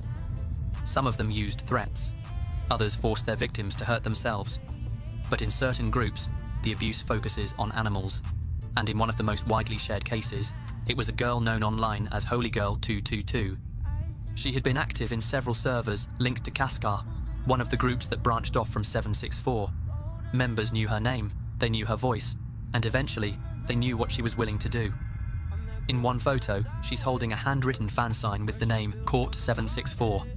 In her other hand is the body of her cat, the one she had just been forced to kill. The name belonged to Joseph Schoonover, known online as Courtbox. Back in 2018, he was just another anonymous kid on the internet. He spent most of his time making stick figure animations on a site called Flippernim, where he was bullied constantly. And when that didn't stop, he started looking for a way to make people take him seriously. That's when he decided to join 764. He joined the group, copied its methods, and then built something of his own. A spin-off called Kaskar. The purpose was the same: coercion, humiliation, and control. As a result, he would be doxxed. With that came information about who Joseph was, old accounts, and old photos. The only images that ever surfaced showed him as a child, maybe 5 or 6 years old. The docs also confirmed his family members. His sister had been arrested, reportedly for punching a teacher, and when his mother died, her obituary page was found and flooded with images of the girl he had coerced, the one holding up a sign with his name and her deceased cat. Holy Girl 222 would also eventually be doxed and swatted. People in the group said she wanted it, that she did it for attention, but Discord logs show that it wasn't her choice. She had been forced. Another case tied to the network involved a user known as Harm. His real name was Abdullah Ali. He was based in Egypt and had been active across multiple servers connected to 764. He regularly posted images of animal abuse, sometimes involving animals he harmed, sometimes showing victims who had been made to do it for him. In one of the most well-known videos linked to his account, a girl is seen on a Discord call killing her cat on camera. The audio is muted, but throughout the recording, a voice labeled Harm is seen speaking. The images and videos, like so many others, became part of the archive. Most of the victims were forced, but not all of the violence was. Nino Luciano was born on July 4, 2004, in Germany. His parents were addicts. His father was in prison, and from the moment he was born, he was in withdrawal. By the time he was 6, he was sleeping with a knife under his pillow. He had violent outbursts, and his mother described his childhood as unstable, filled with psychiatric placements and temporary housing. In 2011, he was admitted to a clinic for the first time. From there, he was transferred to a residential care group, and eventually, the decision was made to send him out of the country. During that time, he was medicated daily. He said the drugs made him feel numb, like he was on another planet. The German state covered the full cost of his placement, more than €400 per day, which included therapy, psychiatric consultations, clothing allowances, and pocket money. By the time he turned 18, the total had reached nearly €900,000. The support stopped the day he became an adult. 10 months later, he murdered someone. On the morning of April 12, 2022, Nino was seen slashing the tire of a parked car in the town of Mediash. He wandered the streets for hours. At one point, he offered a one-lei note to an elderly man, then turned and followed him. The man became uncomfortable and ran, and so Nino moved on. 2 hours later, he found someone else. On Pultenish Street, a 74-year-old woman was taking out her trash. Nino approached her and said hi. Then he knocked her to the ground, kicked her repeatedly, and cut her throat.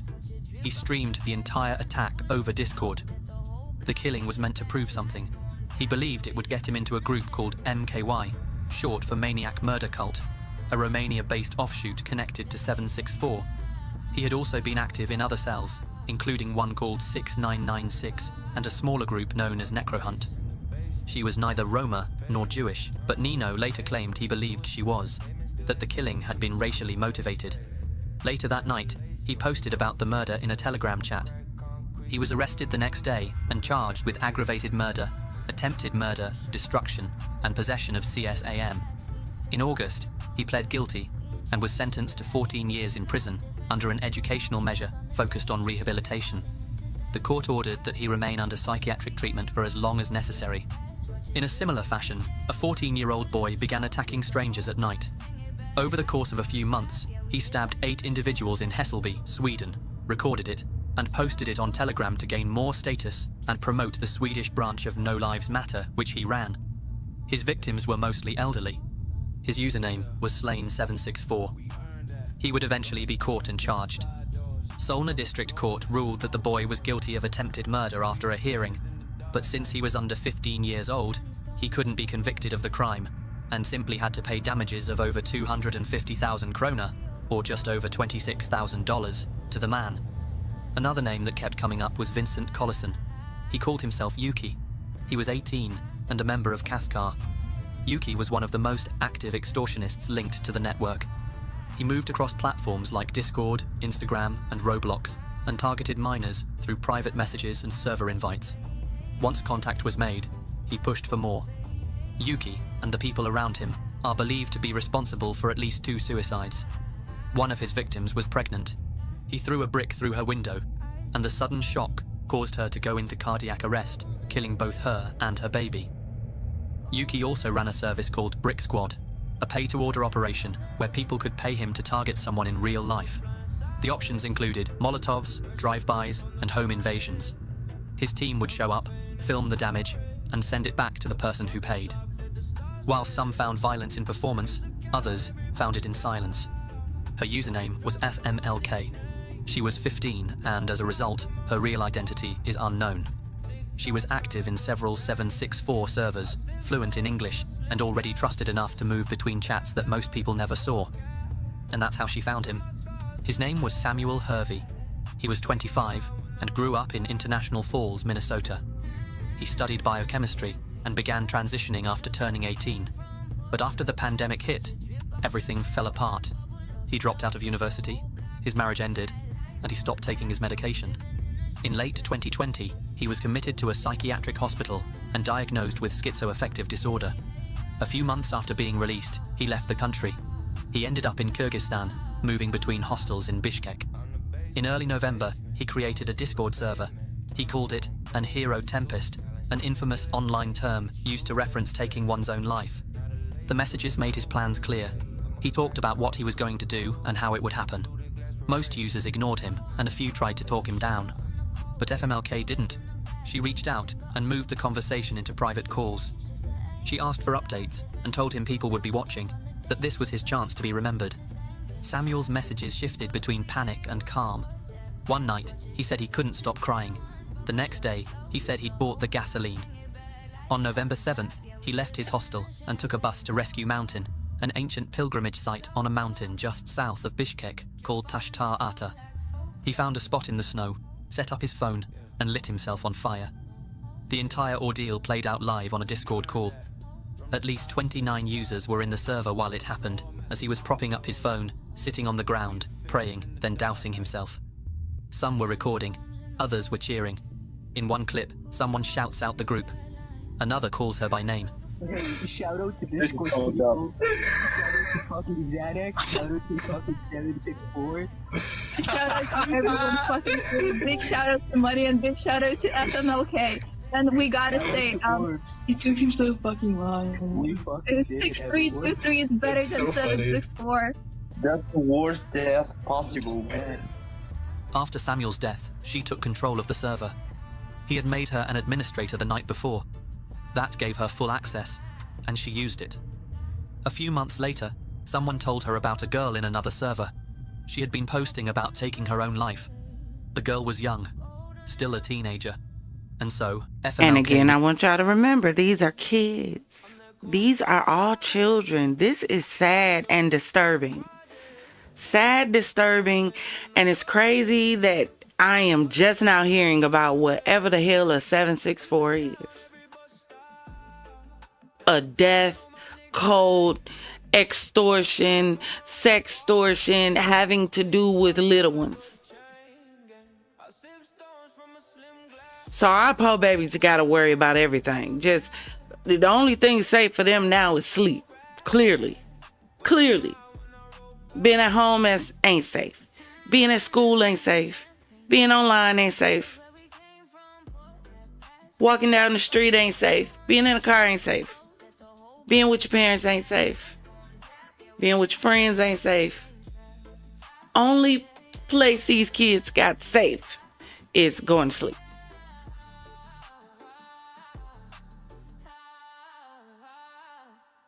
And parents still aren't monitoring what's going on their children's social media and on their phones.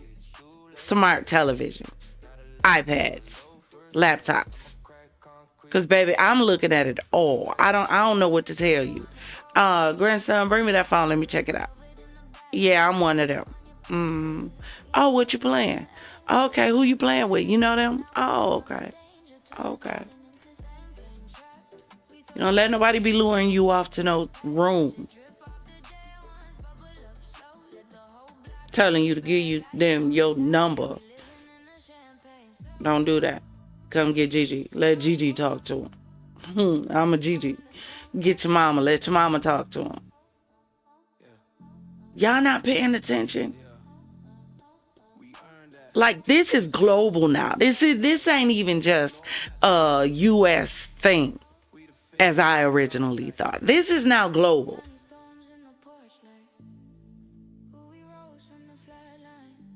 Reached out. She brought the conversation into her own space. the same server Samuel had created. Just like before, she pushed the girl toward it. 15 people watched the stream. She put a plastic bag over her head and filled it with helium. FMLK stayed on the call until it ended. Another incident involved Caleb Merritt. He was 21 years old, living in Texas, and a member of Cult, one of the earlier groups connected to 764. He had already been active across Discord and Instagram when he found her. She was just 12 years old. The first messages were sent through Instagram. Then he moved the conversation to Discord, where he invited her into a private chat room. From there, things escalated. He told her to carve his name into her skin, told her to keep cutting, and asked her to send proof. She did what he asked, not because she understood what was happening, but because he made her believe it was love. In February 2021, Merritt drove from Texas to Virginia. He set up camp in the woods behind her house. A few days later, he told her to meet him. She left without telling anyone. They were found the next day in Henderson, North Carolina. An Amber Alert had been issued.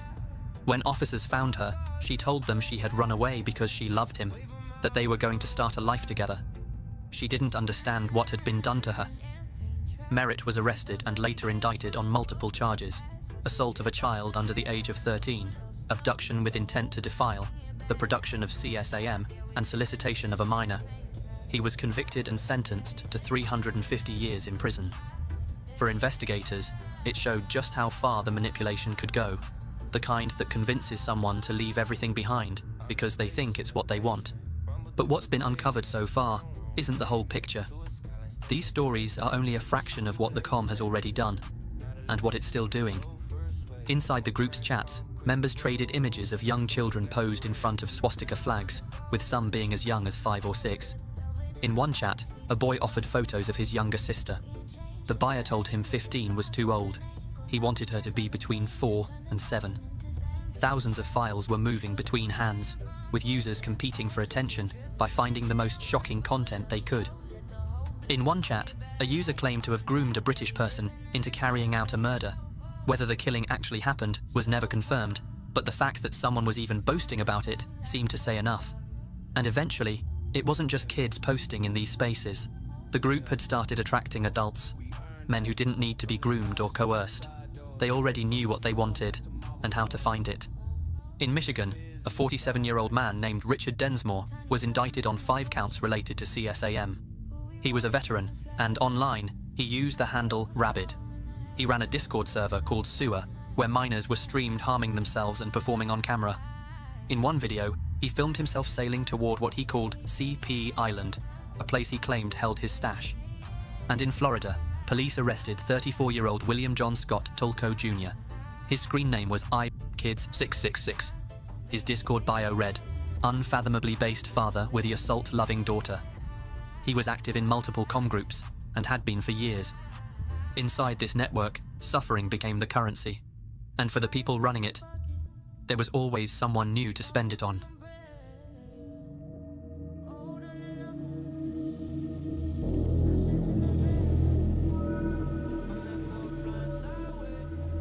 The first major break came in the summer of 2021. Bradley Cadenhead, the teenager who started it all, was arrested by the FBI. His laptop was found during a search warrant, containing over 20 images of underage girls engaged in inappropriate acts. He pled guilty to 9 counts of possession of CSAM and was sentenced to 80 years in prison. Group 764 didn't collapse when Cadenhead was arrested, but it marked the moment things started to surface. By 2022, the FBI's investigation had already grown beyond a single name. That autumn, a team from the FBI traveled to the Europol conference and gave a closed-door briefing to European law enforcement.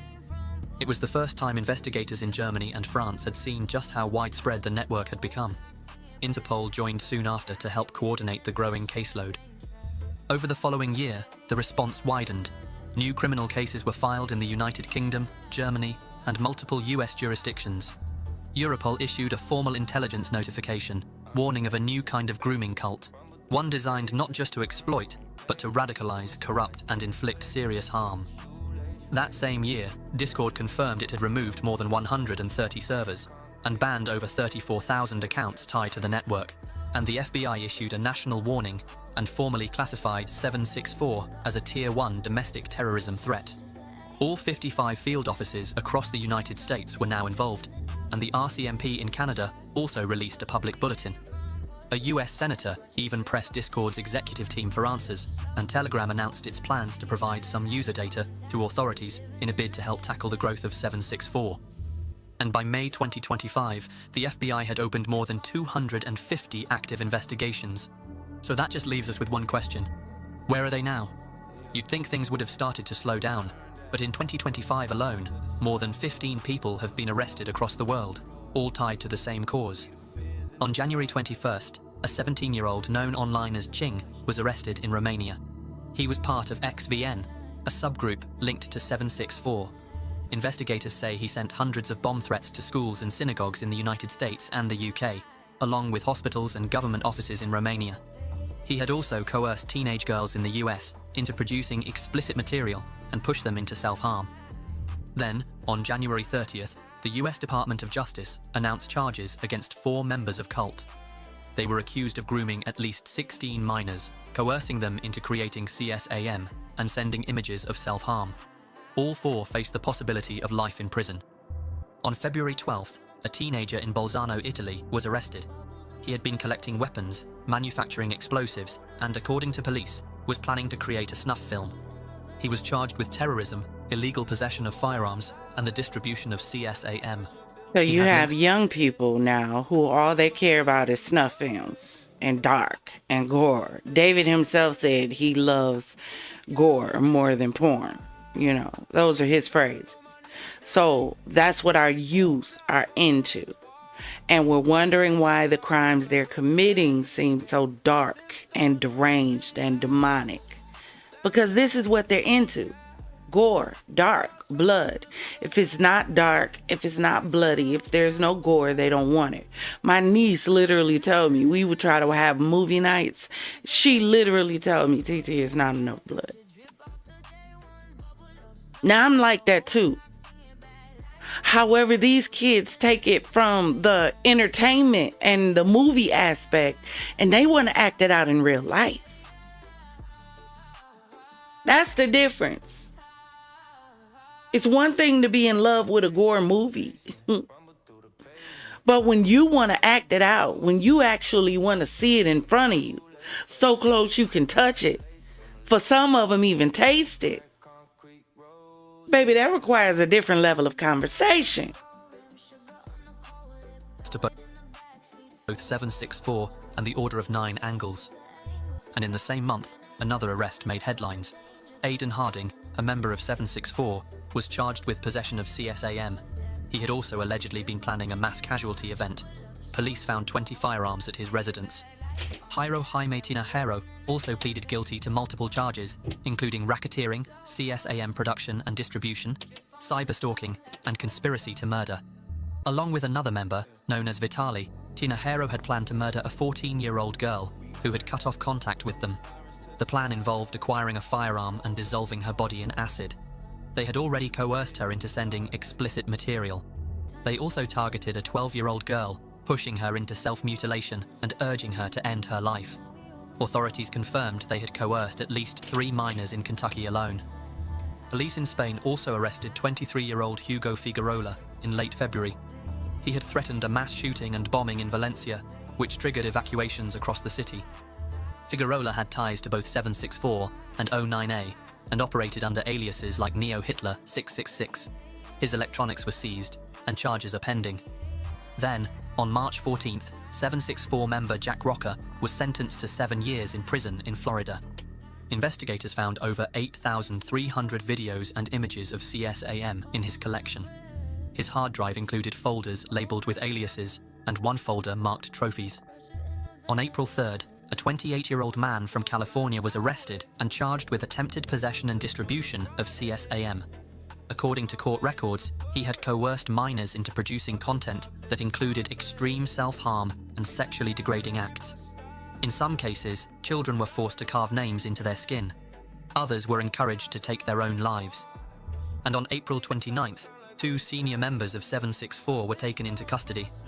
Prasann Nepal, also known as Trippy, and Leonidas Varagianis, known as War, were charged with running a child exploitation enterprise.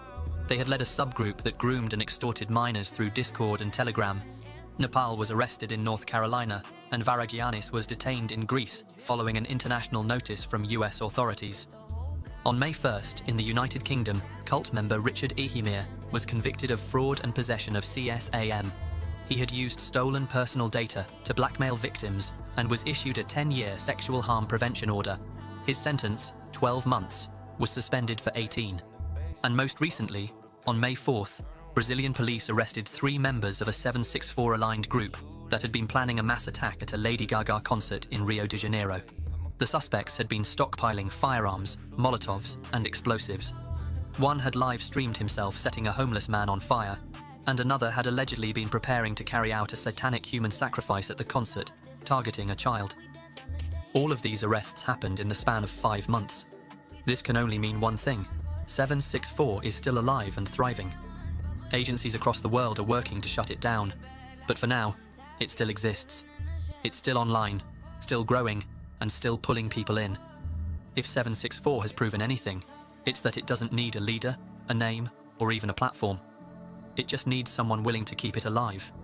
And someone, somewhere, is doing just that. So drop in the comments and let me know what y'all think. That was The Void. Y'all start taking my twist down in my hair. That was The Void on YouTube, talking about 764 and how dangerous and deadly and out of control this group is. Drop in the comments and let me know if you've heard of 764, what you've heard about them. If you have any stories that I should check out or any locations, please drop that information in the Discord. That information is in the description of every video. Thank you for joining me today in the Champagne City to talk about Miss Jaleeyahtune. Rest in peace, beautiful angel. And again, I hope those boys, as well as their parents, because ain't no way you don't know your kids out here doing this. That can't be the first time. Can't be. Unless you're telling me this is some kind of weird gang initiation for kids. And you didn't know your kids was auditioning for the part. Furthermore reason why the jail for you. Drop in the comments and let me know what you think about this story. Thank you for joining me. Please make sure you hit that like and subscribe button, also the notification bell, so you'll be notified when we jump into whichever sector we jump into for another show. We got a lot coming up for 2026.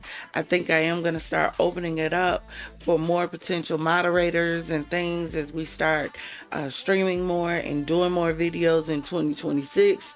As I, get more acclimated, because for some of you may know, some may not. I recently relocated.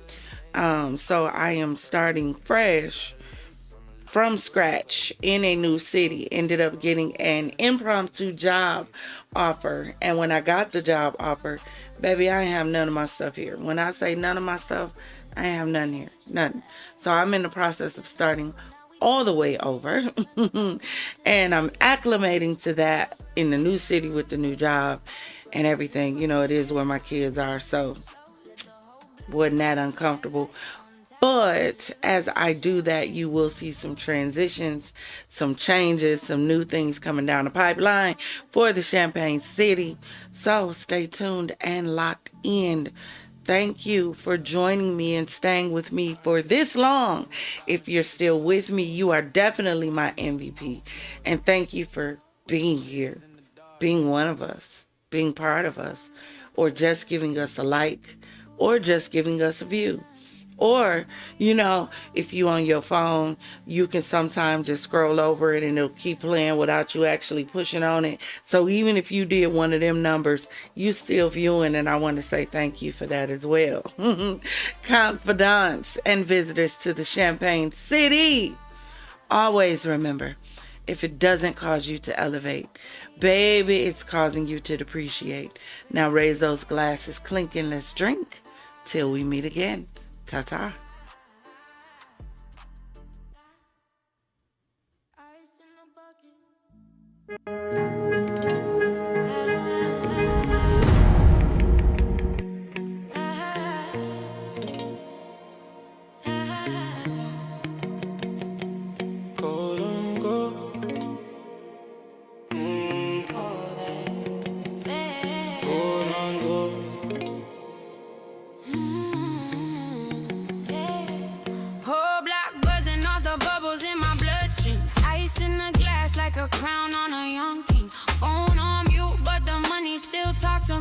Keys in a bowl, but the car feel luxury. Slide through, silk dress like it's poured on. Lip gloss sticky like the bills that you sit on. View of the city from the 32nd floor, but I'm staring at you, yeah, that's what I came for. I'm the storm in the summer, make the sky lean. Pocket like a garden, everything green. You the flame on the wick, slow burn queen. We the toast in the air that they all dream. Oh, champagne trap, let it overflow. Bubbles on your back, let your body roll. Slow wine on me, let the bass take hold. We don't rush this high, we just sip it cold. Champagne trap, diamonds in the dark. You the spark in the smoke. Girl, you hit my heart. Move slow, move low. Let the bad days fall in the champagne trap. We above it all. Find a curve in the road that your hands grip. Drip too sweet, got your tongue on a field trip. Brown skin glow like a candle on a glass shelf. Call me a trophy, but I move by my own will. You a rooftop garden in the concrete. Something soft growing where the guns speak. We could turn the whole block to a backseat. Every toast that we raised feel like last week. Oh, got your chain around my wrist like a promise. Every kiss tastes rich, that's the honest. You the safe in the wall that I crack slow. Every secret that you pour, I just sip though. City loud outside, but we so hushed. Cold rain on the bed when we move crushed. Every drop on your skin like a new deal. Every sigh that you let, that's a ad-lib real. You the fizz in my head when the cork flies. You the smoke in my lungs when the beat slide. You the glow on my neck from the low light. You the hand on my waist saying all night. Let the night drip, drip, never rewind. Every slow grind, write another headline. From the curb to the clouds, baby, we climb. In the champagne world, we the main line. Champagne trap, let it overflow. Bubbles on your back, let your body